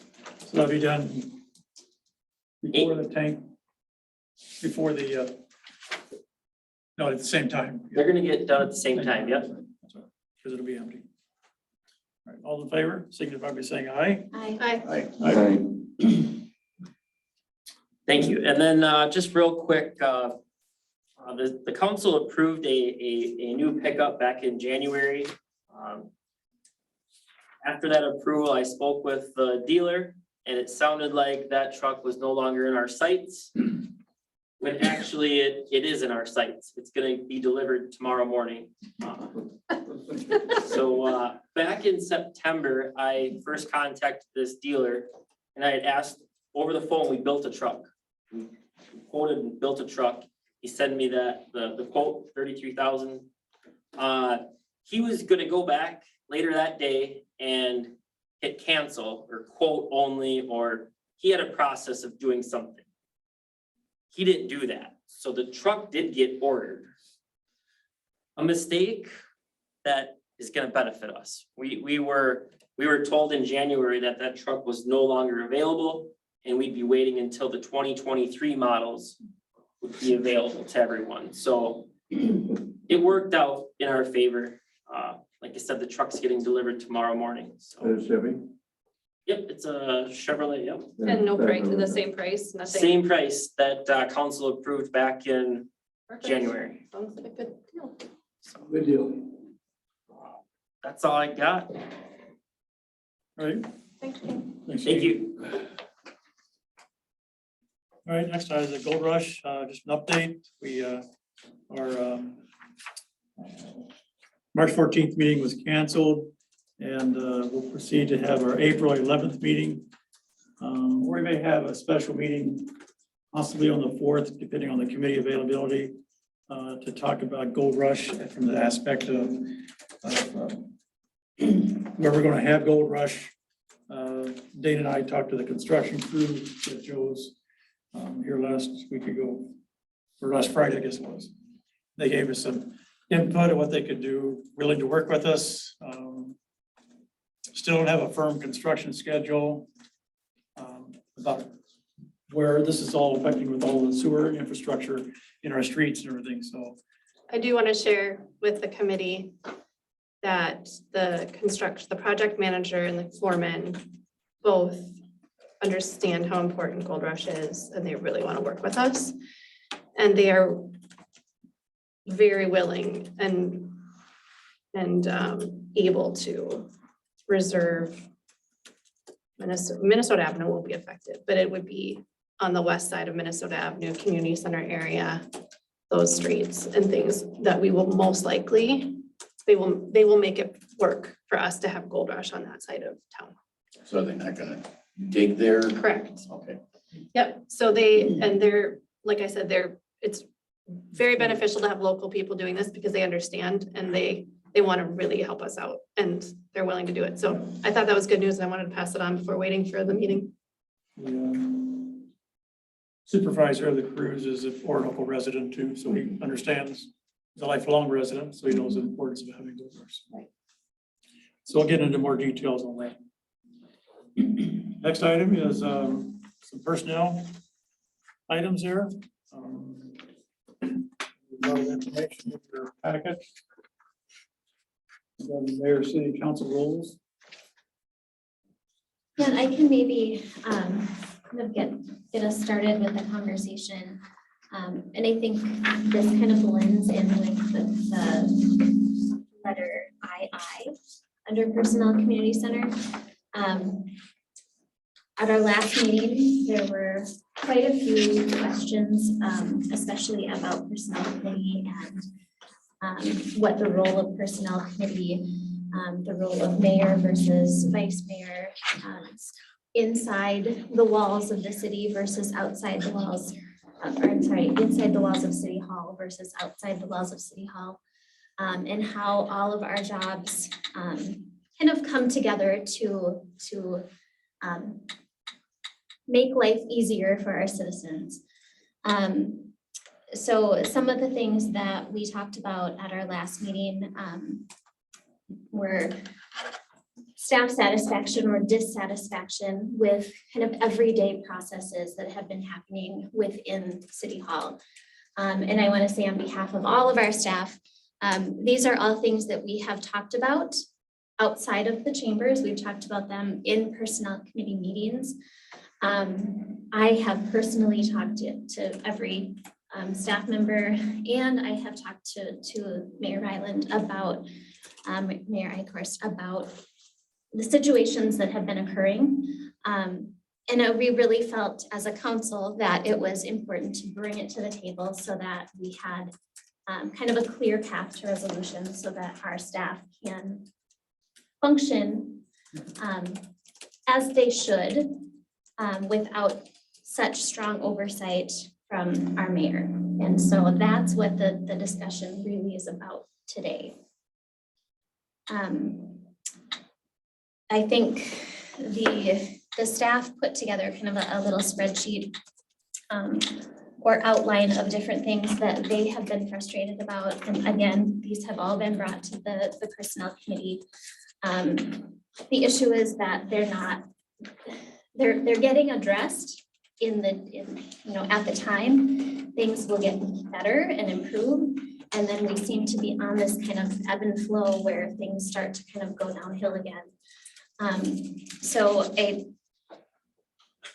I want to give other counselors the time to talk as well, but I think things that we really need to work on are just mayor overstepping boundaries within city staff, daily jobs, things like time cards, PTO, journal entries,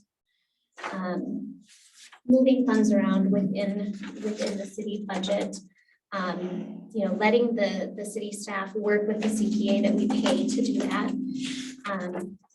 There's kind of a laundry list of things that have happened within the last 2 years that we've been trying to address, and it feels like it's just getting to this kind of explosion of people that are very dissatisfied with their jobs. And so trying to keep it as respectful as we can, but also making sure that we're bringing it to the table. Our personnel policy doesn't allow for our staff to bring these items directly to council. they will have disciplinary action if they do that. And so, and one of the things that I am recommending to council is that we go through our personnel policy with a fine tooth comb and bring it to today. Bring it to a working document that our staff can rely on and look to and follow, and that we as a council can understand and look to and follow as well. So I think the things as far as overstepping boundaries, I don't know if I want to, or if as a council you want me to go into everything. I kind of open it up to the floor. I feel like I've started the conversation. I'll just share my comments. I fully understand what you're saying. And as I indicated in an email last week, I think it was, I recognize the overstepping. I recognize the distribution or the disturbances, frustration, and I really understand what they're saying, and I've in the last 2 weeks, except for one email string, we talked about that already. I feel like I shared with the council members my willingness to cut back on my involvement with the day-to-day activities. I have, and I apologize for any frustrations that I've caused. I recognize that I have a passion for the city, and the passion kind of gets confused with micromanaging, and that's the problem. So to Geraldine and Renee, I apologize for that, and I look forward to correcting my ways, stepping back. I have a lot of experience with the city. I've been here 7 years involvement, so I have a lot of background, and at the same time, I'm willing to share that background too, if asked. I think a lot of the because we have a young staff, 2 years, Geraldine will be 2 years tomorrow, which is great. Like she's still here. We have an opportunity, and those first year was pretty rough with the changeover, and I thought I was offering a lot of training and sharing, and now that's maybe gone to a point where that really isn't necessary, and I think that's important for both Geraldine and Renee to grow. So. I'd like to just recognize your passion and thank you for that, because it doesn't only, it shows outside of council too. There's, you volunteer at different organizations in town and things like that. So I think we all can appreciate that, but I do think that the stepping back is not only smart, it's smart for you. It's smart for the city in the long run. It's smart for, it's good for our clerks to be able to become more independent. And it's also good for the succession of town. And when none of us are guaranteed a position after our term is up. So we need to just make sure we are putting everybody in the best, our staff in the best possible position for that possible turnover every few years. I would like to address, obviously, from my motion or my abstaining from last month's vote, the personnel committee in general.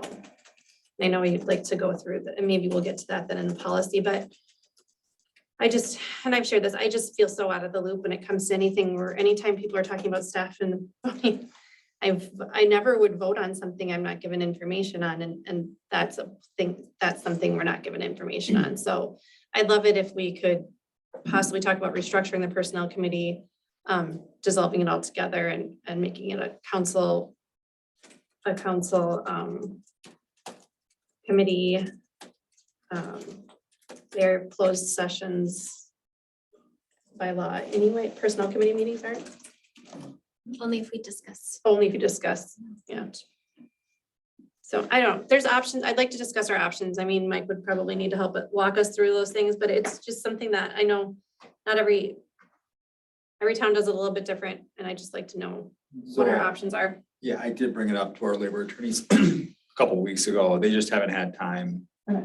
There are other options. So they kind of provided those to me. And I said, well, wait a minute, though. You've got a personnel policy that established a personnel committee. Can you just do those other things without abolishing it or changing it? And they said, no, we need to review their personnel policy. Right. And then they just haven't had time to do that before tonight's meeting. So Okay. I was even gonna have one of them attend the meeting, but I just, maybe that can be pushed off a month and they can look at it and. It just sounds like we all need to, Yeah. us as a committee or as a council need to review the personnel policy anyway, and then, There are other options to not have a personnel committee. Your policy establishes a committee, so you would have to change the basic structure of how you do personnel matters. You'd have to amend that policy. That would be the first step. There'd be options how to do that. I'm not the person to go through those with you. Brandon and his team do that all the time, and, you know, I've done that for cities, and there's positives and negatives to each of those options related to the Data Practices Act and related to communication with council and everything. So there is no perfect way to do it, but there's other ways to do it. So one thing, I mean, I have a few things to add, but in looking at the information from the LMC, something that jumps out at me and something that I see in Geraldine's and Renee's document is Ryland supervising. It says right here in black and white that the mayor cannot supervise any staff. And I think based on some of the things that I'm reading, it kind of scares me that our city, we're kind of being put in harm's way with that. I can appreciate the passion, but you know, some of the things, you know, changing salary after we vote on it, I mean, that's a big thing. Changing minutes, that's a big thing in my mind. I think we have to look at everything as a whole and change it. And my suggestion, given what I'm reading here, one of my first suggestions would be that we not, as a city, include the mayor on the personnel committee, but include council members. So it isn't looked at that Ryland is supervising, because it's personnel committee. I would suggest it, if we're gonna keep the personnel committee as it's structured, to add council members to that. Not all, whatever we decide. I'm not going to put that forward right now. And, you know, some of the other things I see with paying bills and things of that nature, I think we have to let the office staff do it. And I know I've seen the email that we're going to let it go. They have to be able to take the reins, because we don't know if we don't allow them to do their job as it's defined. We don't know that they can do their job. We can't say that they're not doing their job right unless they get the reins to do their job. And then if they don't, then it's either an educational issue or it's a personnel issue. Well, and I think that brings up a few different points. You know, one of the things that we have been talking about over the last few weeks was first of all, the budget for 2022. And the Geraldine had gone to Ryland initially and said, you know, I don't know how to do this. I've never created a budget this big. And so Ryland put together this spreadsheet that we have been using now for the last 2 years. And really what should have happened was that comment should have been brought to council, and we should have voted on how we wanted to create this budget. In the past, Mike Lubani has created the budget prior to you being here. And I think it's just kind of one example of, I know you did it because you want the city to succeed and it was kind of, it wasn't easy. I know you spent a lot of time on it. And it's great, it works well, but it's something that we should have known happened. And instead it was just kind of presented that this is what it is. And so that's an example, something that I found today. There was an email going around about our well water fund for River Park, the River Park well. It is so mixed up. The dollar amounts, Ryland had sent a message saying, you know, Geraldine, please adjust the amounts. I gave you incorrect amounts for the journal entry. The amounts that you gave her didn't add up to the total that we had voted on, first of all, so that was wrong. Second of all, the total that you gave her was $23,377.40. That was the total, when the actual total for that fund was $231,174. So in the process of you getting the information and then sharing the information, and I don't know why it even is going through you, we were off by over $200,000 on a journal entry. That's right. But the 231,000, that wasn't in, my reference was to the 10-year note where annual payment was 23,000. The note from the accountant stated a 10-year payoff would be 230, we needed to get to the total after 10 years of 231,174.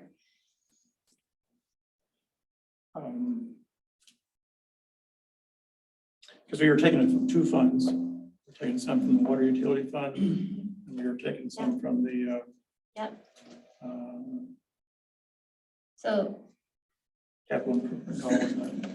we were taking it from the The water two funds and was water equal and the to annual general. payments for 10 years. Each year was $23,000. But the totals didn't add up. Okay. So here's the issue. Now, Geraldine is pulling the information from what you're giving her, Mhm. and now it's incorrect. And so if No we, payment schedule. exactly what Jim is saying, if we are looking down the road to do an annual review and we find out that she's mixed up the payments and the payment schedule is off and these numbers are off, it's her fault. It's her responsibility. And it shouldn't lay on your shoulders. It shouldn't be anywhere near your plate. So I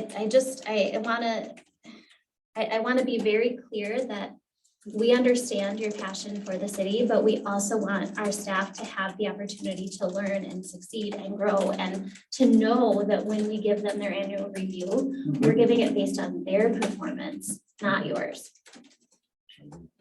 And I think too, with billing, you know, we're seeing that, you know, there's some bills that are coming directly to you, Ryland. Oh, for the SEH? Yeah, Well, whatever we're it being is. copied on it. I'm Yeah. talking about. That's the one. So I don't think there should be any bills going directly to the mayor at all. There So should there's a- never. So there's a statute that kind of goes through the duties of the clerk. And one of the duties is it's Minnesota statute 412.151. And you can read through that at some point. It's kind of a long one, but it goes through all the different duties and it says this: the clerk shall act as the clerk and bookkeeper of the city, shall be the custodian of its seal and records, shall sign its official papers, shall post and publish notices, ordinances, and resolutions as may be required, and shall perform such other appropriate duties as may be imposed by the council. And then, so that's a long statute. I just read one sentence, so there's other duties too, but then you go down to subdivision 2, it says delegation and audit. It says this: the council by ordinance may delegate all or part of the clerk's bookkeeping duties to another officer or or employee. Officers are you, your officers. Employees are Geraldine and Renee. So it's not without concept that a mayor or council member might do this. I mean, it's in statute that says you can't do it. But you have to by ordinance, the council by ordinance may delegate. So if you're going to do that, choose that the mayor or any other person, you know, for whatever reason, you know, maybe we're just short on staff and that's one too many duties and somebody else has to step up and do it. That's allowable. It's just you have to do it by ordinance. And then it goes on and there's other requirements that if you do it that way. So I guess that's the Yeah. point. I mean, and you make a good point. And my answer to that is, I don't think the council has Done that, yeah. told Ryland Right. to collect bills or Well, pay no, bills. yeah, that's what I'm So- saying. So if you want to do it, you have to do it legally, which would be to adopt an ordinance. Right. It's not, so not even a resolution, you have to adopt an ordinance that would state the mayor or, you know, could state every year the city appoint a council member designee by resolution, but Right. the council has to do it. You can't just, you know, there's no authority of the mayor inherently to just go bookkeep. You know, it's, And I think just to keep things clean and keep things organized, there's gonna be confusion when that happens. And as Lori just said, if a bill gets paid twice or it gets paid wrong, then that's on our staff. But if we've got other hands in it, that's not fair to them. And I think in one of our meetings, wasn't it November? We made Renee a signator. So first, I mean, they're city clerk and deputy clerk. It should be there. And then in the absence of one of them, then it could be Ryland or it could be a council member, you know, and I think that's one of those things that we need to put together and say, okay, in the absence of, this is what we're going to do. And I think we need to put it together that those two are in charge of paying the bills, signing the checks, and then we always know who to go to. If something's not paid, that's where it is. If a bill doesn't come in to them, it shouldn't get paid. yeah, then it says in the statute, it says, to your point that you just said, with the consent of the council, the clerk may appoint a deputy, that's you, you're a deputy, for whose acts the clerk shall be responsible and whom the clerk may remove at pleasure. So technically Renee shouldn't be signing anything unless the council as a whole approve it, but you can certainly. We already Did in did. November. And we Oh, you did. did, okay. And I think that was on my list. We approved it in November and Ryland sent a message to Renee asking her to have that be put on the personnel committee agenda today to be removed as a signatory. And I just want to keep moving forward and steps like that just bring It's a us step backward. backward. And we Like, need to move forward. I think it's really important now too, especially with the water and sewer project coming in, that there's you two that are involved with it, not more, because it's a large sum of money that's gonna be going through and a lot of payments going out. And we've got a CPA anyway that's watching everything that's going on. So if something's not right, the CPA is gonna catch it right away. And that's where budget too. Because I think Sandy used to do the budget. So With Mike Bubani, with Mike. And and that should still happen. Bubani is our should. financial advisor. it should, and what I would like to see, and this is something for the council to talk about, you know, with bills. Maybe the council gets a listing of an FYI of what's paid. It's on the back of your packet tonight. Okay, so what's paid? When it comes to personnel issues, we get a list of, okay, these are the personnel issues that we just talked about. I don't know if we can get that list because the meeting is just before city council. So, One of the things that we talked about in our personnel committee meeting, and I have been trying to kind of rack my brain, I'm here, I don't care, we can add personnel committee to the meeting, doesn't matter to me, I'm here anyways. It's really on your behalf that you don't have to all be here an extra 2 hours beforehand. However, I think what we should be doing, and we should have been doing it all along, was we have an agenda. There's always an agenda for our personnel committee meeting. That agenda can go right in our meeting agenda, and then we can, for council, and then we can just recap. There are a lot of things you're not gonna care about. Some of the things are going to be valuable, and I feel like that's the point of having the subcommittees. That's why we have water sewer committee, that's why we have parks, and we rely on your information that you bring back to us. It just has been kind of left off the agenda, and we seem to only get to the things that need to be paid for. Right, because I think, you know, and yes, we addressed some of this before and came up with some resolution. But I think if we had these things listed on the agenda, the council wouldn't lose sight. And to Dana's point, I get it. How can I feel good about voting on something that I don't know anything about? I'm taking your word for it, or I'm going blind doing it. So I think the more we can be aware of what's going on, the better we are equipped to make these decisions. And I remember prior to being on the personnel committee, being in your same shoes and having it explained to me that this is just the way we do it. So I think as a new, set of voices on council, if we want to change it, let's change it. If it's not working, that's fine. We won't have to follow this. So I can address some of the issues that you're talking about. One is the signing. As long as I can remember, going back to when Kevin McDermott was involved, it was always the mayor signing the checks. And I think, and that's why we continue to do that. So, looking at that, I don't have a problem with that. But just to let you know, I didn't force myself into signing checks. That was just something that came with the position, and that's what I did. I do think it's a good position to have a council member or the mayor or somebody, but I do think there's a checks and balances for looking at checks.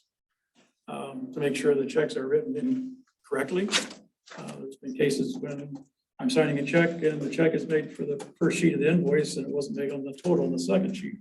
So we have to write another check. So those are the kinds of things I was checking. It doesn't happen very often, but it does happen. But again, that Those two. it goes to the same. Oh, yeah, I'm not arguing that. I'm just Sets of saying. eyes. It's still two sets of Well, eyes, I- and again, if they make the mistake, then that's their mistake to learn and to grow from and to know, Absolutely. I didn't I look agree. at this correctly. And that's the one point of contact, single source of truth that you, or us, or anybody can go to and say, hey, here's, there was an invoice, can you check it? Instead of them saying, well, I didn't get that one, or I got two, it just makes it cleaner. Well, there's just a lack, or there's just a lack of trust, a feeling of trust with our staff right now, and I think, and that's part of it. And I think both our staff would, if a mistake was made, then a mistake would be made and it could be brought up in personnel committee and reviewed. And I mean, I don't think there's many places that are billing us that wouldn't call us and say, hey, we only got half the amount. It wouldn't be an issue for very long. You know what I mean? They're not gonna let it go, right?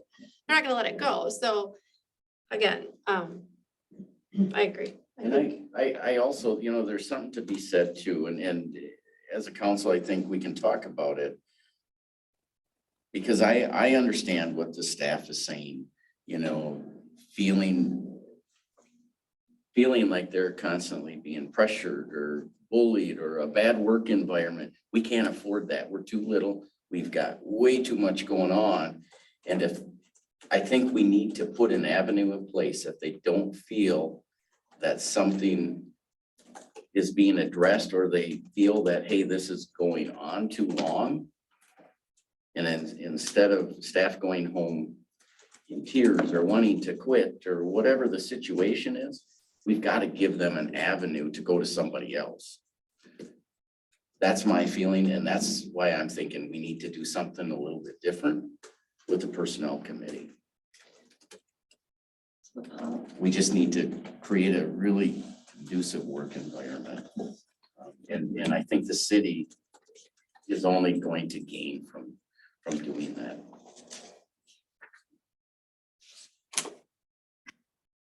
Good point. One comment about the invoices. I know I've been copied on invoices from Stantec and in particular. And a lot of that rationale or that reasoning for doing that is that when a year or so ago, we were involved with a lot of PFA funds and submissions and FEMA funds and CARES Acts and a lot of different things. And Jerry would say, hey, I'm really busy. Can you help me out? And I would do that. So I got involved. She'd come to me and say, I don't understand this invoice. Why is it going here? Where does it need to go? Or I tell her this is where it should go and journal entry. And that's where a lot of the background came from, in my opinion. But that's history. We're done with that. We're not pursuing that anymore. FEMA funds, that was it. Joe and I just love FEMA funds. I mean, it was really, that was another one. It was it wasn't a handoff, but the point was, it's really confusing. It wasn't new to Geraldine. I sure didn't know much about it, but Joe kind of led us through the whole process, But I think that's the other issue. Joe should have been leading her through the process, not you. Totally agree. I totally Joe and I agree. used to work together on PFA and he would explain invoices perfectly to me. And he always put a little memo at the bottom as, I still do. I always I know have. you do, mean, but that's it's been gotten a little more consistent. taken over lately from Anita, but I'm saying back when you and I did it before the summary sheet started, me and Joe connected every single month on it and he was very detailed. I didn't have any voices. I could hear, concentrate. I'm not able to concentrate. That's the biggest thing. So I think there's some takeaways.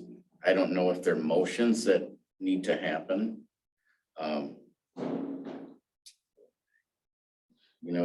another thing, seeing some of it. I know we've got the personnel sparks that were happening. And this is, again, I'm not on the personnel committee, so I think the council should talk to it.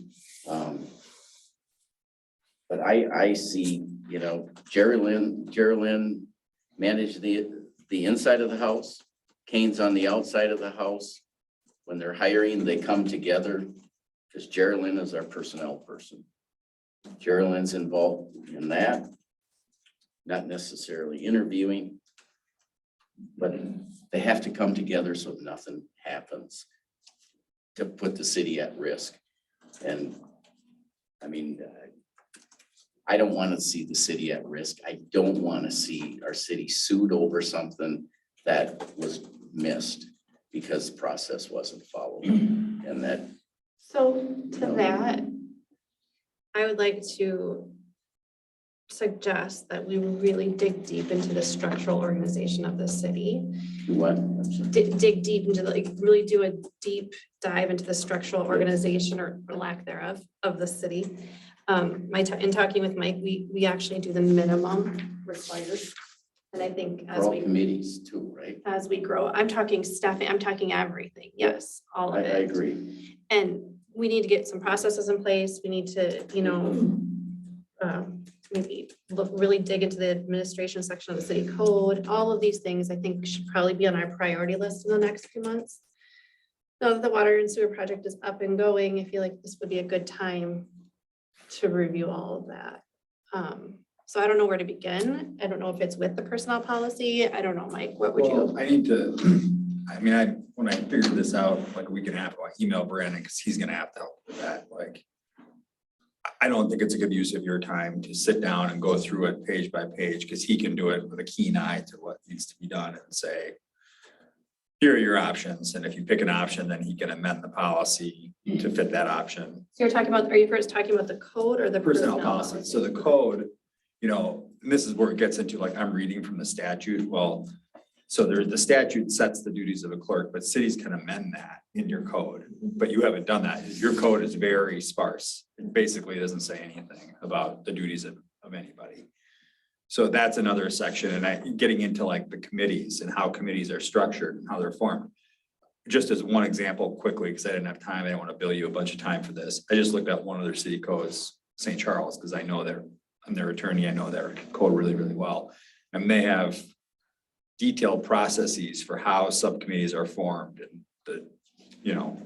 their code is detailed. It lays it all out right in there about what a committee is, what a ad hoc committee is, what a standing committee is, and and then it's got duties more, not real specific, but more specific than yours in terms of duties and so that's just one example, but this is nothing new. It's like what I told you is what I really think about it. I mean, there's a lot of things in Orinoco that need to be done differently or change, but this is just one of many, but it might be an important one, like. And that's what I think too, Mike, to that point, one being important, I think if we're going to do this, let's prioritize, because obviously the personnel part has to be done for obvious reasons, and so we keep ourselves out of harm's way. Let our personnel leaders run their own shop, do their own interviews, but make sure things are done, so there's a paper trail that we can check and make sure it happens. Then look at, financially, bill paying, just come up with a priority list of, okay, we're gonna take this bite first, that bite next. Because Well, yeah, I mean, the personnel committee, you're gonna have to hire our personnel attorneys to do it. You're just never gonna be able to do it on your own. I'm just telling you that. yeah, You can- reviewing policy. That's part of the overall struggle, not just with that issue, but you don't have enough staff. I mean, you only have 2 people, and a lot of cities have like 5 people. So, and you're smaller, but I don't equate population of the city to how complex the issues are.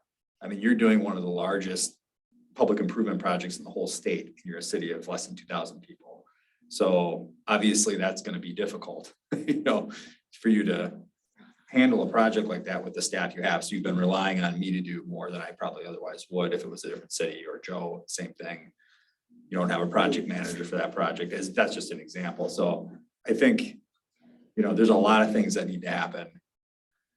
With the gold rush issue, I don't want to get into it, but I kind of spotted that, but I wasn't really getting involved with any of the issues I see because there's just so much to do. So you have to direct us what to do. You And I have to think, Mike, pick what to do, and then we'll help you do it. you and I talked earlier in the week, and I think that was one of my comments to you, is that we are looking to you for that legal advice. And if you are seeing things that it's not right, or you think we should look at, we're really looking to you for that Right. help. But I would just caution you about what is legal advice and what is policy advice.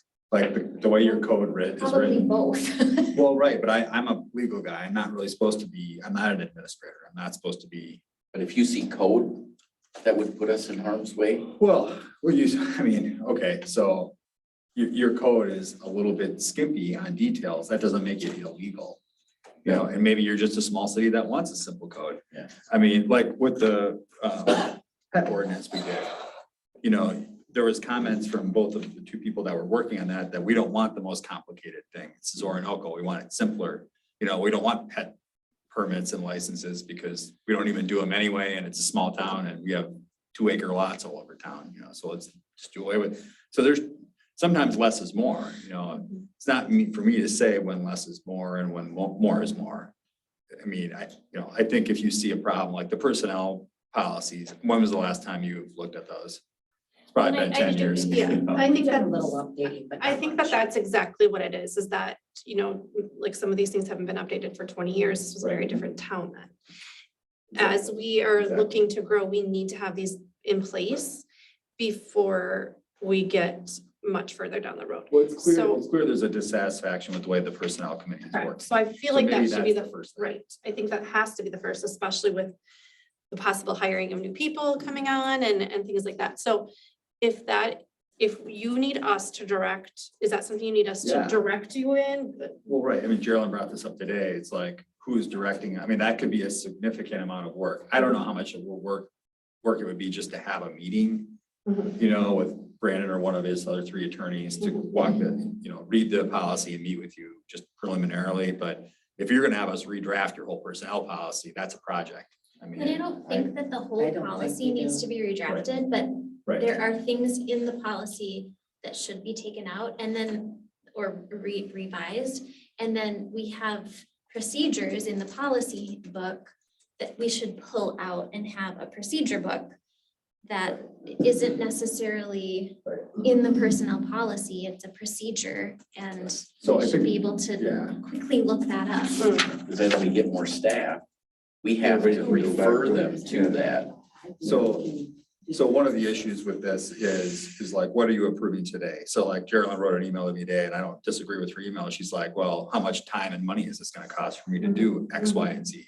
That's a good question. That's always a good question, because I feel uncomfortable going and just doing work and billing you for it when the whole body hasn't really, you've kind of implicitly So, approved the wastewater treatment work, but, you know, and that I'm okay with, but the rest of it, like a project like that, you know, Well, I want you to this- say something about it. So I think maybe what you should approve tonight, just to cut to the chase, is approve having, you know, either the existing personnel committee, is it just Ryland and Lori is the personnel committee? Okay. Or maybe just Lori or whatever, just Ryland, one person meet with one of the attorneys after they've reviewed the policy and just discuss these issues and the options. And, you know, write an email or a report back to the council for the next meeting. Does that sound right or wrong? Because I think I don't think the entire policy has to be rewritten, and I Right. think No, I staff understand. can do that, so I think that's fine. I would happily volunteer to go through with a fine tooth comb. No, that's not really what I mean. I mean, just meet with her. No, for me, I want to go through with a fine tooth comb, pick out the sections that we feel need to be looked at, and then I can meet with the person, and I'm happy to set one-on-one time aside and.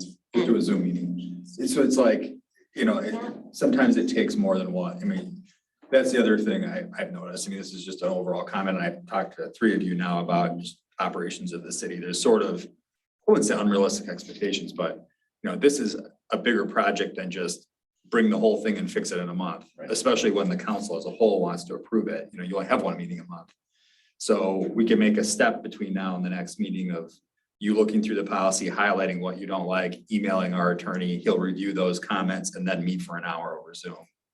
And then he'll provide options, or she will provide options by email that you can then share. Maybe we can accomplish that much by the next meeting. And then discuss the options and the pros and cons of the different options. Does that sound? And then maybe the council at the next meeting can approve pursuing one of those options. And then the next motion at that meeting will be to go have the attorney go through and amend the portions of the personnel policy that, you know, create proposed amendments that we then would bring back at the following meeting. And so, you know, that's a, you know, and Brandon is gonna do this, or his designated attorney. So if they have a different thought on it, that's my thought. So be realistic. I mean, you're not gonna snap your fingers and abolish the personnel committee in a month or 2 months. It might be 3 months or 4 months, but it can be done. And I don't think it's an immense amount of work either. It's just, you know, every step takes time. It's just like the wastewater project, like to organize a meeting takes a week to get people together for a meeting, and then, you know, and then you have the meeting and then you have to have another meeting. And so just be realistic and we'll help you through it. And I think the way to do it is for the council tonight to approve, if you're willing to do it, Lori to do the review of the personnel policy, provide the comments to me or our other attorneys, and meet with them between now and the next meeting. That'll get us, take a step in the right direction. So we're not biting it all off in one day. You know. We need to set a limit of time. Yeah, I mean, that's always the question. So like everything, time is money, right? So, you know, it's hard. I would tell you how much I thought it would take if I was gonna be the one doing the work. Where do we put that? I am not the one doing the work, so I don't really know. So Do we do that tonight, or do we talk about this at the next meeting and say, okay, Sure. let's come up with the amount of time and what this looks like? you could, Instead of just yeah, rushing to it? that's the other option. I could have Brandon, you know, or his designee give an email, you know, just kind of outline of the process you would want to see, and you just put it on hold for a month, if you could do that. that Well, would be the other fine. thing that we could do is each of us could go through the policy, highlight what we are thinking about changing, bring it to the next meeting, and then at that point, Just, and I can have one of the attorneys, I was gonna have them do it tonight and they were available, we didn't, things came up and we didn't get together, you know, just generally the city was busy, so I didn't do that, but. The personnel committees, if you go through it, you see, I think I went through several times, the personnel committees listed at least 10 different times Yeah, of activities between page 9 and page 36. So but I didn't see in there, I read it too, I reviewed it briefly, and I didn't see any, like how it was established. Or it mentions the The personnel definition. committee, but it doesn't say what is it and how is it created. I it didn't, says, it's in the definitions. of- Oh, it is? of Okay. What it is, but it doesn't say how it was created, or who serves on it. or if a representative can take the place of one of them, or. Right. you That's what I know, was gonna ask, does it have to be the mayor? And, Well, I see. I think you can have the policy say what you want it to say. right, but I was saying Yeah. currently. Currently, yeah, exactly. There's detail lacking in the current policy for sure. So to the point where I couldn't read it and say, well, this is what it says, you know. I think when you vote to, you do your official designations, that's when you're appointed, First right? January. Yeah. Yeah, so you're taking that action. That's how you're establishing it, but like Dana's point that she discussed with me, you know. There's turnover at council. It would be nice if you had like policies that had been reviewed. I mean, you should probably review them. Just like the water tower is cleaned every 5 years, you know, you might wanna invest in maybe every 10 years or so doing a review of some of these things. Yeah, I don't think the signers are on that January appointment list. I don't think we've had the, in our standing committees, I don't think signers are on that list. But they're not a part of council. What do you Signers. call- I don't know what you're talking. I could be wrong, but just if you want to flip up the January meeting notes, But what is the question? he's talking about the standing committees and we assign in January, but we've never assigned Right. signers if it's necessary, if Oh. we decide to change it, so. You mean people who sign things? Checks, things like That's that. a staff thing. That's a though. staff thing. Yeah, that- And that was signed, I think, on the email that I saw from last year, you guys did in what, November or whatever else that way. That Geraldine was on there for the signing. On Renee. And Renee, And It Renee. was, okay, I missed Yeah. it. So with that, Just to be clear, I want to make sure I'm clear. So what we're gonna do is nothing. Clarity is gonna do nothing for the next month. You're all gonna I highlight mean, the you should power. probably do something. Well, not this, not related to this. So we're gonna, but basically you're gonna, I would say would be helpful is 1 week or 10 days before the meeting. That any comments that anybody has are submitted so that I can send them to our attorney and they can propose a cost and a path of how to logistically go about it. He's good. Otherwise, I won't have anything for you in the next month. Sherilyn, are you confused? Well, I just, I'm confused, so it's okay. yes, on a few things. We're just not getting, okay, so is Renee signing checks? I mean, we're getting a lot of yeah, 'cause I wanna skipping all go over through the this. subjects. I wanna go through this, cause I'm taking some notes here. I That's think, what I'm saying. that I we gotta need to know make where we're at. motions on. So let's. No, that was always, that was motioned a long time ago. Yes, Yeah, but it was put back on tonight, Dana, asking it to not happen. So just, Well, that we don't have to, But I just want. there's clearance nothing on it. to I gotta make sure. just skip over. yeah, so I just wanna make it real clear that for the first bullet point, I have the city staff, the city clerk and deputy clerk are responsible for all bill pay. They're both signatories. They can sign the checks. That's their responsibility. And all bills should come in to the office, not personally to Ryland or any other council member. They have to come to the office either by mail or a contractor drops them off to the office. Then there's no issue with confusion. So I don't know if that needs to be a motion, what I'm saying. I don't think, because I think we talked about the signatory, but maybe it's the motion of who's paying the bills. So it's, I don't know, I don't think it needs to be, I think this is because I think they mostly have to. for discussion, clarification. There shouldn't need to be a motion. Okay, So. for something that's their job. It's just clarification and Right, so another clarification that I'm getting out of this, and things that I'm reading. And I said it earlier, so Jerry Lynn's responsible for her staff. Kane's responsible for his. Jerry Lynn is the personnel person. And I believe when it comes to interviews, they do their own interviews. They get their second interviews or however they decide to do it, because they're the managers. We hired them. And we gave them that ability. We put them in that leadership position, and I feel that we need to allow them to be leaders. Which I let them do 100% agree with, but until we change the policy, we Right. have to follow it. Right, exactly, exactly. So that's where I was going. So that's something that's gotta be changed right away. Go ahead, did you have something? The only thing I had as a thought, especially when we're gonna be dealing with some pretty substantial sums of money coming with what's going on with the new project. Would it be wise to have a limit that you have one signatory? Or have two if it goes over a certain amount, that way the other person can double check to make sure. We always have two. Always have On two. every So there's check. two signatures. Okay, all right, Okay. that's great. I just wanted to double check off of that when you get to, which was. part Two of- signatures, one place to go. So in the other one, and I mentioned it earlier, I think just based on what's in the handbook here, what we're seeing, just to keep the lines clear, I would suggest that our mayor is not on the personnel committee, that we have council members on the personnel committee.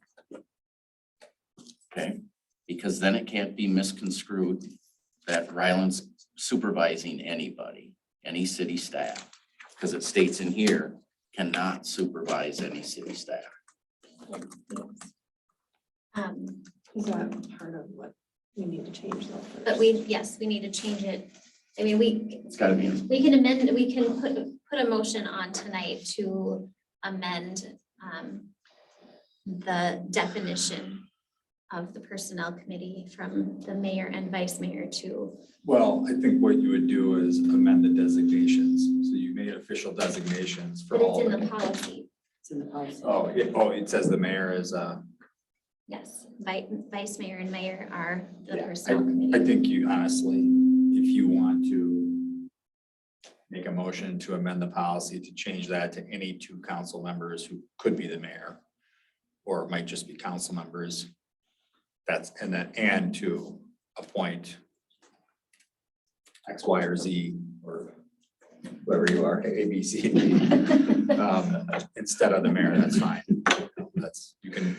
You always have authority over it, and I don't think there's much of a, that policy was probably written a long time ago, and many policies probably include the mayor. I mean, I'm guessing it's probably normal, but yeah, that's fine if that's what you want to do. Or you can just wait for the policy, which would take a couple of months or policy changes, so. So then, while I'm talking, I'm just gonna write this, I'm writing myself a note here. So basically, I'm gonna suggest a deadline of April 4th for people to review the personnel policies and give comments. And I'm gonna check with Brandon tomorrow to see which attorney is gonna handle this, but that they don't need to do anything until April 5th. But that they should be prepared to have enough time to review those comments and provide either a memo to the council or an email, if not a memo, some correspondence regarding your options based on those comments. And then a proposed cost to do the work from, up until that, you're just gonna have to pay for what it is, but from that point forward, if you choose an option, what the cost would be to do the amendments and help you through it. So, does that sound okay? am I missing anything that we talked about? The only things that I have on my list that we didn't talk about are Facebook and website administrative selections. I think Ryland's on both as an administrator, just making sure that he's off. The website was dropped sometime last year No, I just removed you a week ago. on the website. Yep. Oh, I thought we talked about that some time ago because I didn't know how to use it. Nope, I didn't even know you were on there, Ryland. So what happened Who is. else was on there? Well, so what happened is on-site doing their new cybersecurity, they had asked me to contact the website people to get the correct VPN address to be able to get through the firewall or the firewall, sorry, I can't talk. And, that is when we found out that he said there was 2 administrators. I said, oh, really? Who? Because after Sandy left, I had removed Sandy, and then after Rebecca left, I had removed Rebecca. And he said, Ryland, of course. It was just me before, so. I added, myself when Rebecca and Sandy left. So it was you and Ryland. Yes, a week ago. So the background on that is this goes back to Rebecca and when Trish was on the council, Trish and I were the personnel committee. And we thought it was, that we get messages that came into Facebook. We can sometimes get. them Wait, are on- you talking about Facebook right now or website? You're talking about website. Website right now, but he is also the administrator on Facebook because he asked us to remove him last week and we did not know that. Yeah. And the reason it's on the website, this goes back before Geraldine. And if we get messages on the weekend or 24/7, whatever, so I would just go ahead and just respond. It doesn't have very often, maybe 5 times a year, citizens will send a message, hey, what's going on here? What about? So I would just respond. So it was, Okay, yeah, I agree that we should remove, but at the that's same, okay. I said, please remove me. Yeah. Okay. nobody wants to be administrators of any of that, I promise. But I would like there to be 2. So I do vote that it be Renee, and that's only because if something happens to you or if, Right. Yeah. then you can't. I nobody can added her to access the it, website already. the website and Facebook. Yep, Okay, perfect. You can note that for tomorrow. That's interesting. Because I did ask this question in another council meeting, and I was told, I don't know if I asked it in the council meeting or on phone call. About what? And I was told that you were the only one that had. I was. access to it. After Rebecca left, I added myself, just me. So when I called 8 weeks ago to get permission for onsite to have the VPN address, I found out Ryland was on. I did not add Ryland. Okay. So, yeah, I would definitely, it's good policy that you Yeah. 2 are on it. Agreed. Mayors come and go, city clerks don't. Yeah, I added her on website and I'll do Facebook next. Pardon?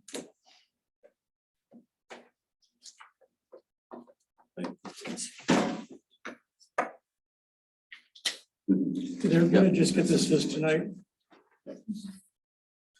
What's that? Oh, yes, I haven't had a chance to look through any. First time I've seen, I'm just going through. So. So did we forget to talk about anything, just to summarize?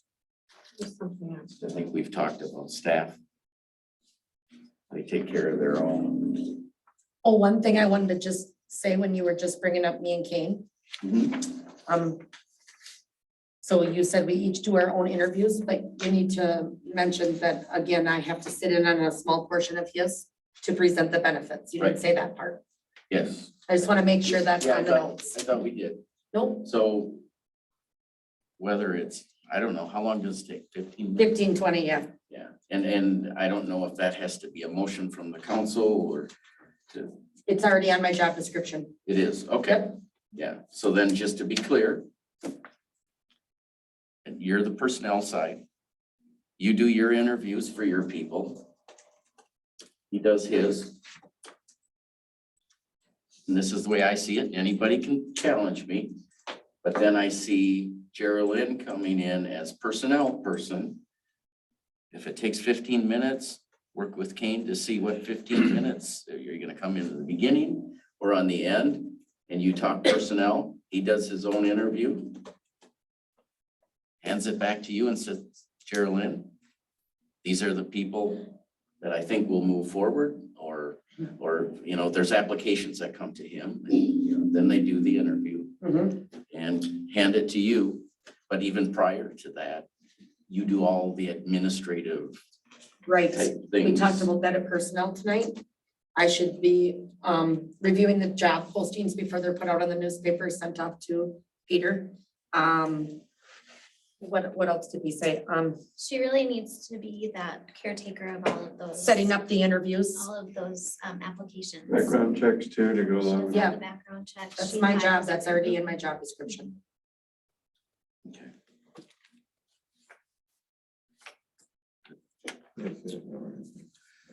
So I think we covered everything. Are we going to amend the policy or no You have to, or it won't. I Yeah. think we should. tonight, like vote to amend the, Personnel committee. to include? And can we choose somebody tonight? All right, so we'll go forward with those actions and sounds good. Okay, So- So we need to make a motion. Right. Yeah, for the personnel committee. Okay. So Policy. I make a motion that we remove Ryland from Personnel Committee and we have one or more, no, two or more, however we decide, I would say two. One or more. people. It can only be two. You Okay. can't have, you have three, then you get a form. Oh, yeah, forget that. Yeah, two council members on the Personnel Committee. I will second that motion. Is there anything else that we talked about that needs a motion? Because I think Yes, otherwise it's after just a we, job. after we Mhm. do this, there will be. Pardon? After we vote on this, there will be. So I would just comment, I have no problem with what you're proposing. I just want to make sure that everybody's aware of and maybe a lot of this stuff will drop off of the responsibilities that are in the personnel policy, because there are some really situations that you need to be prepared for. At the same time, there's several things that we as personnel committee, we didn't follow. We've already had that conversation in previous meetings, so just be sure what you're wishing for, because it is a lot of work. It will be a lot of work. That's all I say. I agree.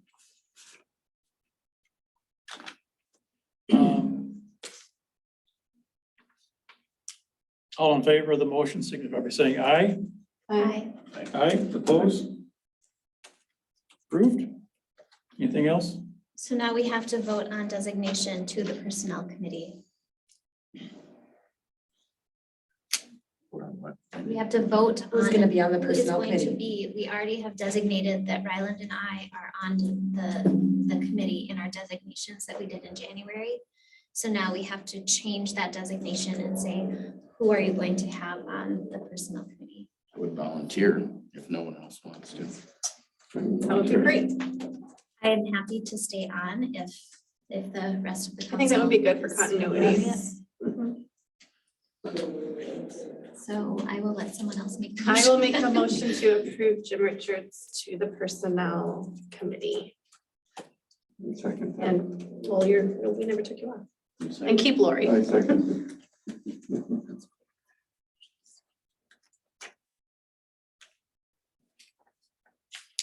Who seconded? I did. Sorry.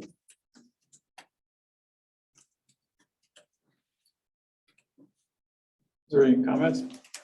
Motion is second to approve Lori and Jim, new member of the personnel committee. All those in favor, signify by saying aye. Aye. Aye, opposed? That's approved. And then there's no reason, and I don't even know where this is. Why am I not finding it? Oh, I guess we haven't gotten there yet. Signatory. We done with everything in 1 and 2? on personnel committee?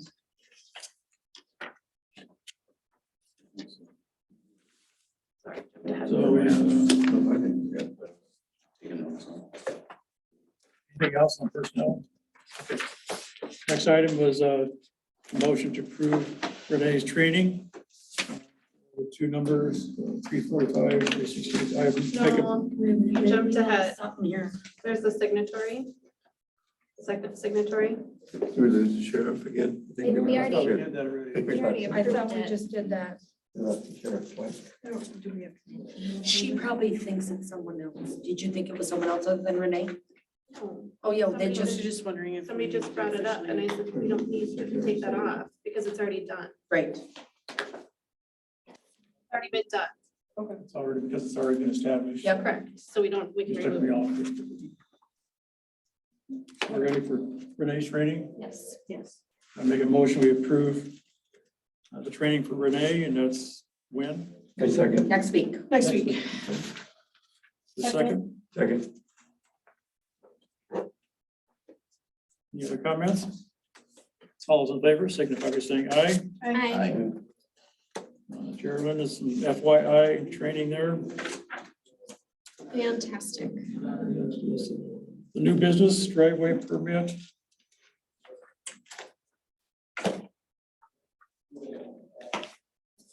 I guess I can talk about it a little bit. Somebody called wanting to know about permit for driveways. We currently don't have any. I know he's mentioned that there's been a few people that put in driveways without a permit. Our ordinances say we need one. We don't have one. We don't have a fee for it. So I just need guidance. Do we want to have one? What is the fee? How do we want to handle this? Joe, way back when I was newer, we did a driveway, one together. Arpin, I think was the last name. Do you remember that one? I know. we That done was a the few only of one I them. think you and I have done together. I don't remember what we charged him. We kind of came up with, I don't was it remember what- 250 or 500? I don't remember either. It was a long time ago.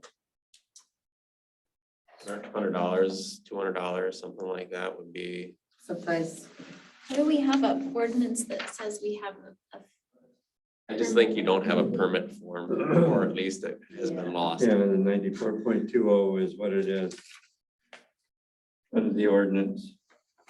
Yeah, the ordinance says that we just don't have an official form or permit that covers it, so we're just trying to. Yeah, I did that one. I think this is fine. I mean, this will Yeah. work. I did that one up based off the other ones, but no, it wasn't on any of the building permits or anything like that, so it was kind of like, it says we have one, but we really don't have one. So, I think this is fine. And you're suggesting $100 or $150? yes, this one would probably end up having to be a little bit more just because Joe has to. Joe, do you some said- engineering. Sure, usually $100 is where they land. Yeah. Between $100 and $200, so. Under 200.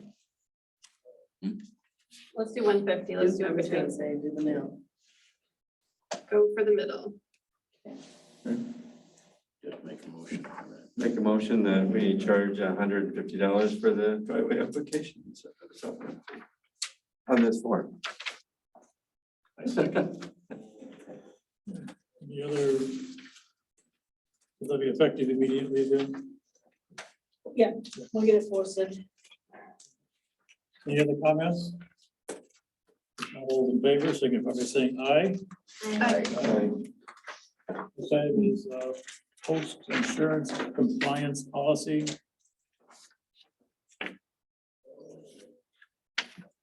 Speak to that. You know about this post insurance compliance policy? we gave it to you. It's to you, Geraldine. To me, The email is to you. I didn't even see it. I think you forwarded it to me. It's a memorandum to you.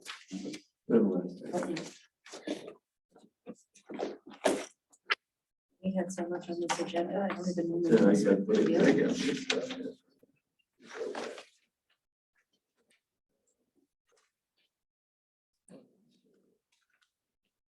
Demonstrates that the city of Orinoco is in fact taking the appropriate actions to ensure that its bonds remain tax exempt.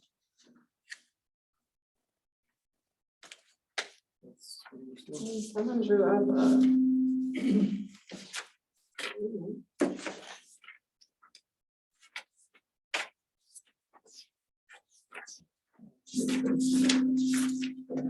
Space We everything. might have to, I don't know, like I said, this agenda with you and very overwhelming. Well, I know what it is though, it's for the Maybe I'm bonds, wrong. right? The bond attorney Sewer. suggested you. Isn't that what this Well, we is? approved 3 resolutions for the bonds.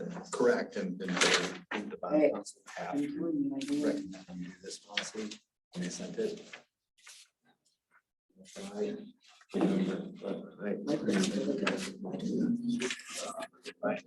So this came from our bonding attorney Yeah.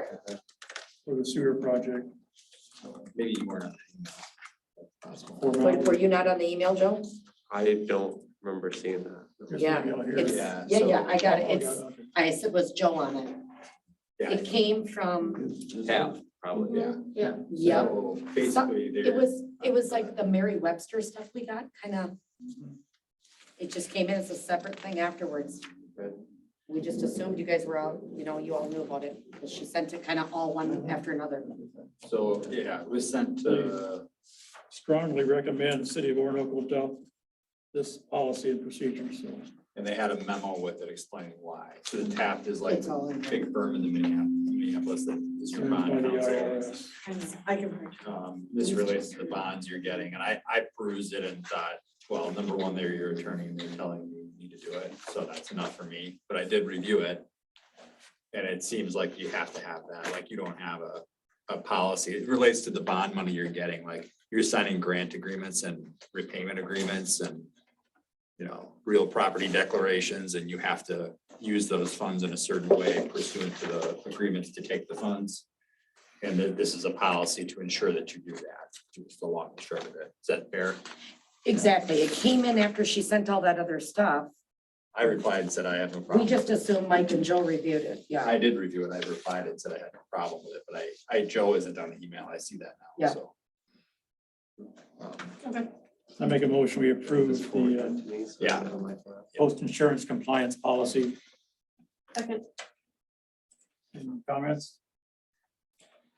All in favor, signify by saying aye. I, Approved. Consent agenda.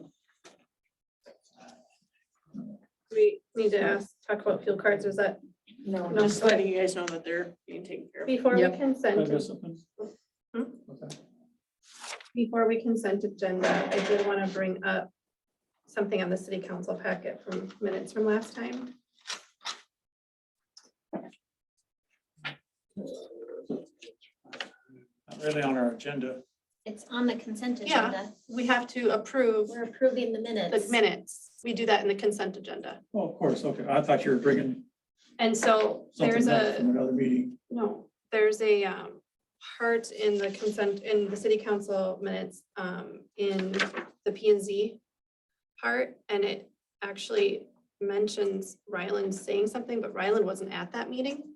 So that needs to be struck from that. Oh, yeah, he wasn't at the February meeting. So, Remember Lori I was know. stood in, No. but in in the this- P and Z In the section? P and Z section, no, number 3, it says, Mayor Ryland Icorst felt. And I don't know why he was ever brought into the discussion because he What was, page is that on? Do you have? You have a page number that's on there? She's looking at something. it's for, where is P and Z? Up here farther. So it's page 5. Page 5.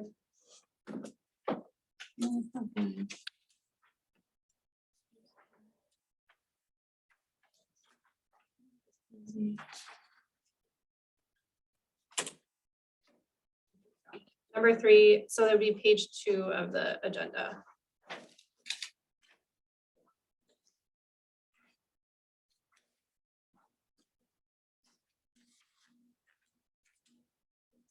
Mayor Ryland Icorst said we should come to the council to get the blessing. I mean, there's just talks about Ryland in here and he wasn't at the meeting.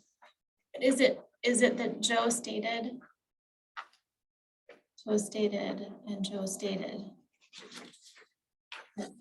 I'm guessing that it's Joe stated and it was you talking that Mayor Possibly, Icorst felt that.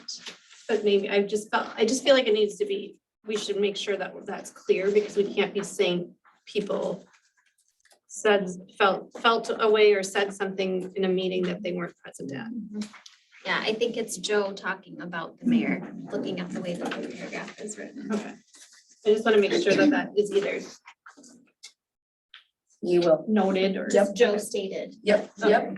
Yeah. Okay, and then the other thing is we never did bring EDA contract back this month, and I wanted to know what happened to that.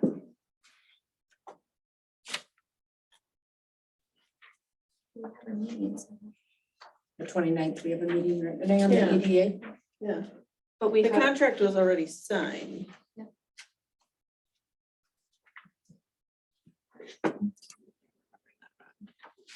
And then we were supposed to have a meeting last month that got canceled, and so we moved it to this month. okay, So it wouldn't have been on that agenda. It would have been the one before. and we had discussion.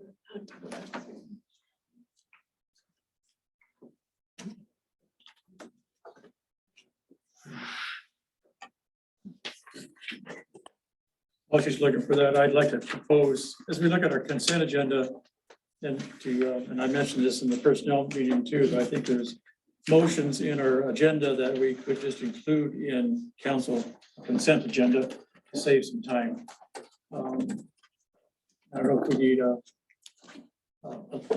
limit or just let the staff decide what really is just budget items and for approval, the T-shirts, the locator of the supplies, those are all budget items that our public works or staff is responsible for, and same thing for parks or water and sewer, but I do think there's an avenue that we can add to our consent agenda and take time away from discussion, spend time discussing items that need to be discussed. Yeah, I agree. If anything, like, there's things like for that instance, the printer that you wanted last week, Mhm. that could have been added to The consent. T-shirts to the fire department. Too. That Right, could because have it's not over 1,000, doesn't have to Yep. be over. We so just have any- never done that, Yeah. so I didn't know, Right. it's always been this way since I've been here. We see that a lot in county commissioners. reports. Right. Time in the Everything is county, yep. Yes, we should definitely do that, and then that would be, Yeah, he that was would be on the- helpful for all of us. Yep, Just I have to agree. let Dan know that he doesn't need to report to The us. sheriff is back. He's left 3 Does he times, even so. need to talk? No, that's what I'm saying, that if he's in the consent agenda, then that's not necessary. Okay, so we can say, are you all, I just want to make sure everyone's, and I'm not. So she's talking about Dan's son, he gets up and he gives kind of a, Yep, so so we that, want to even do that? no, and so that's when we move him to consent agenda. And, Unless it gets to be Unless- him over whatever he needs to spend money for. correct, But Dana, Okay. what about like runs? I mean, does he No. even need to tell us No. that? Because No. I just think our meetings are long and we could You can move put on. Or it could be in just notes that there are Yeah. like we does with that, yeah, Yeah. so. Say that again, Jim? Just put it in the notes that In the- there are for. Yeah, like we are, but Yeah. why It a doesn't have to go. presentation? Yeah, no, just Okay, just let so him we know. can tell them that. Just- Yeah, okay? If anybody has any questions, just like what you're doing, we can pull things out of the consent agenda, yes. vote on them and go back. Yes. Just to help move things along. And maybe that should be just a process wise, is that something at the beginning of the movie, movie?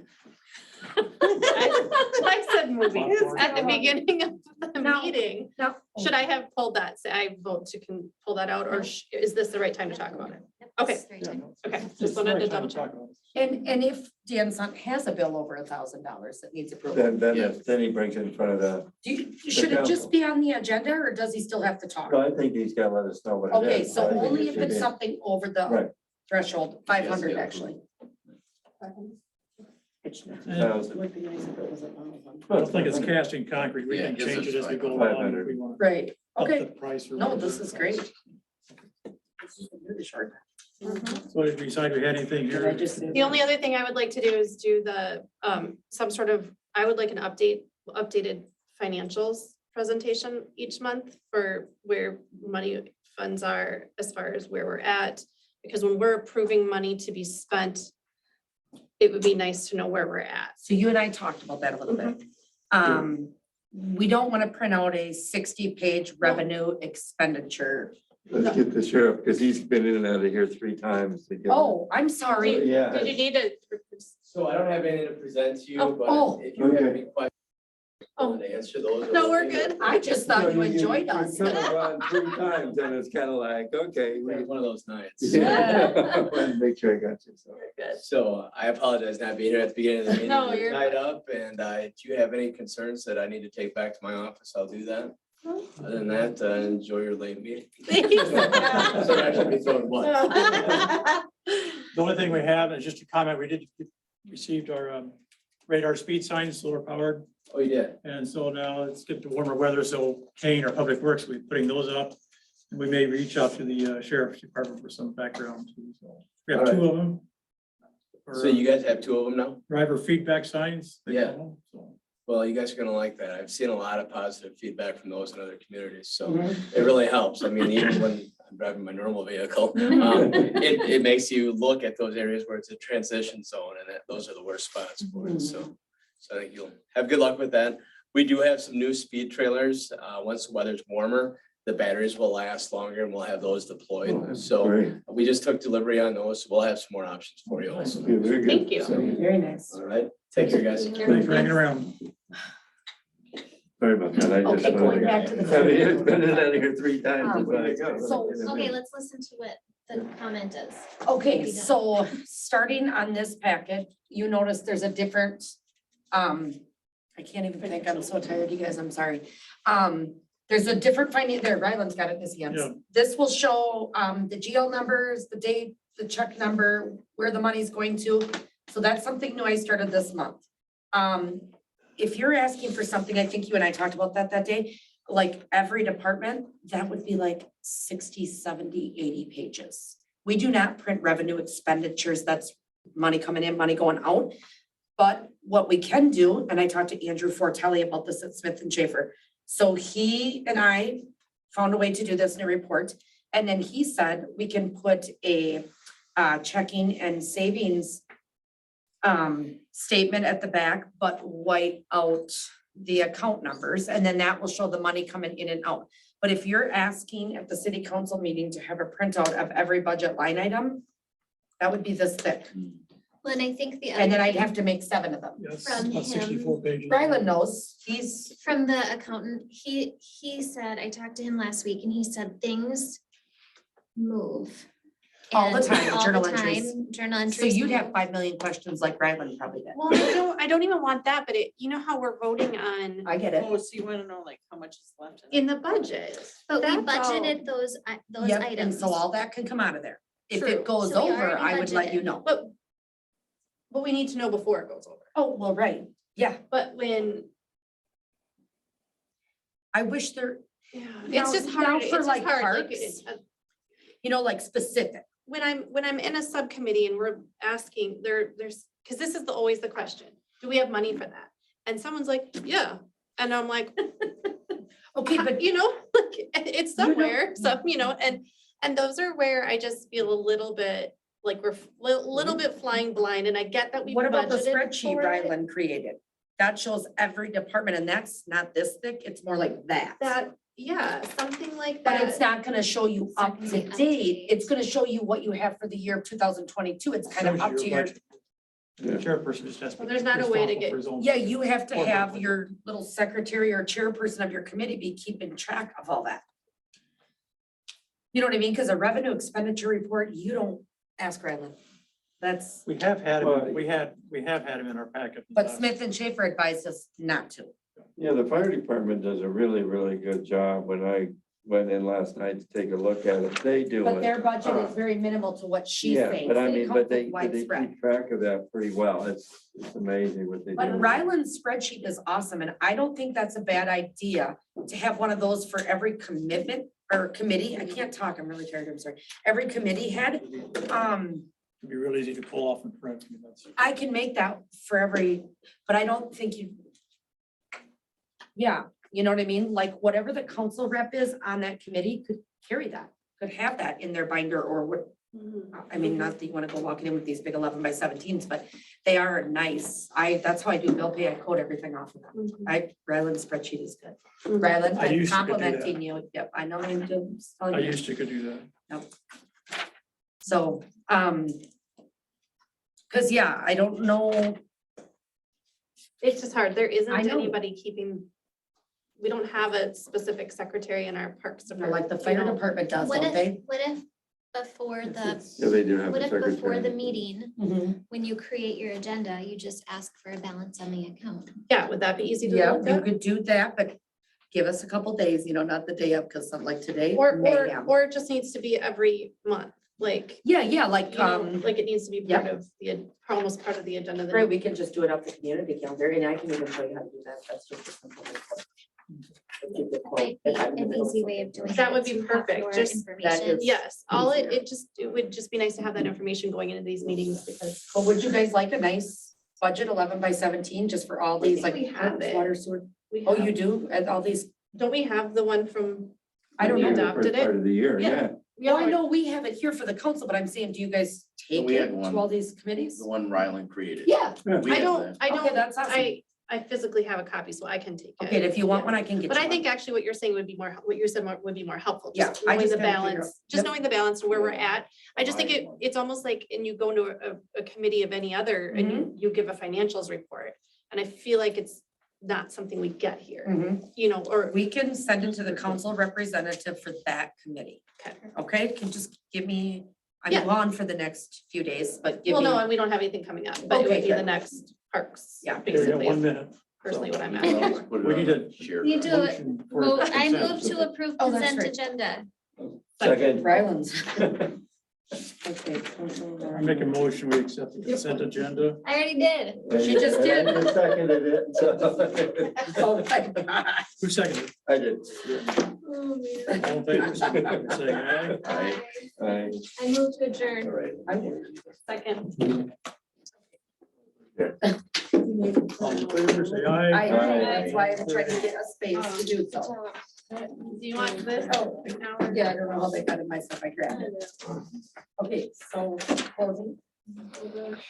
Renee, since I'm not doing any, I'll get you this. So after the township meetings, proves that it signs it, it's gonna happen.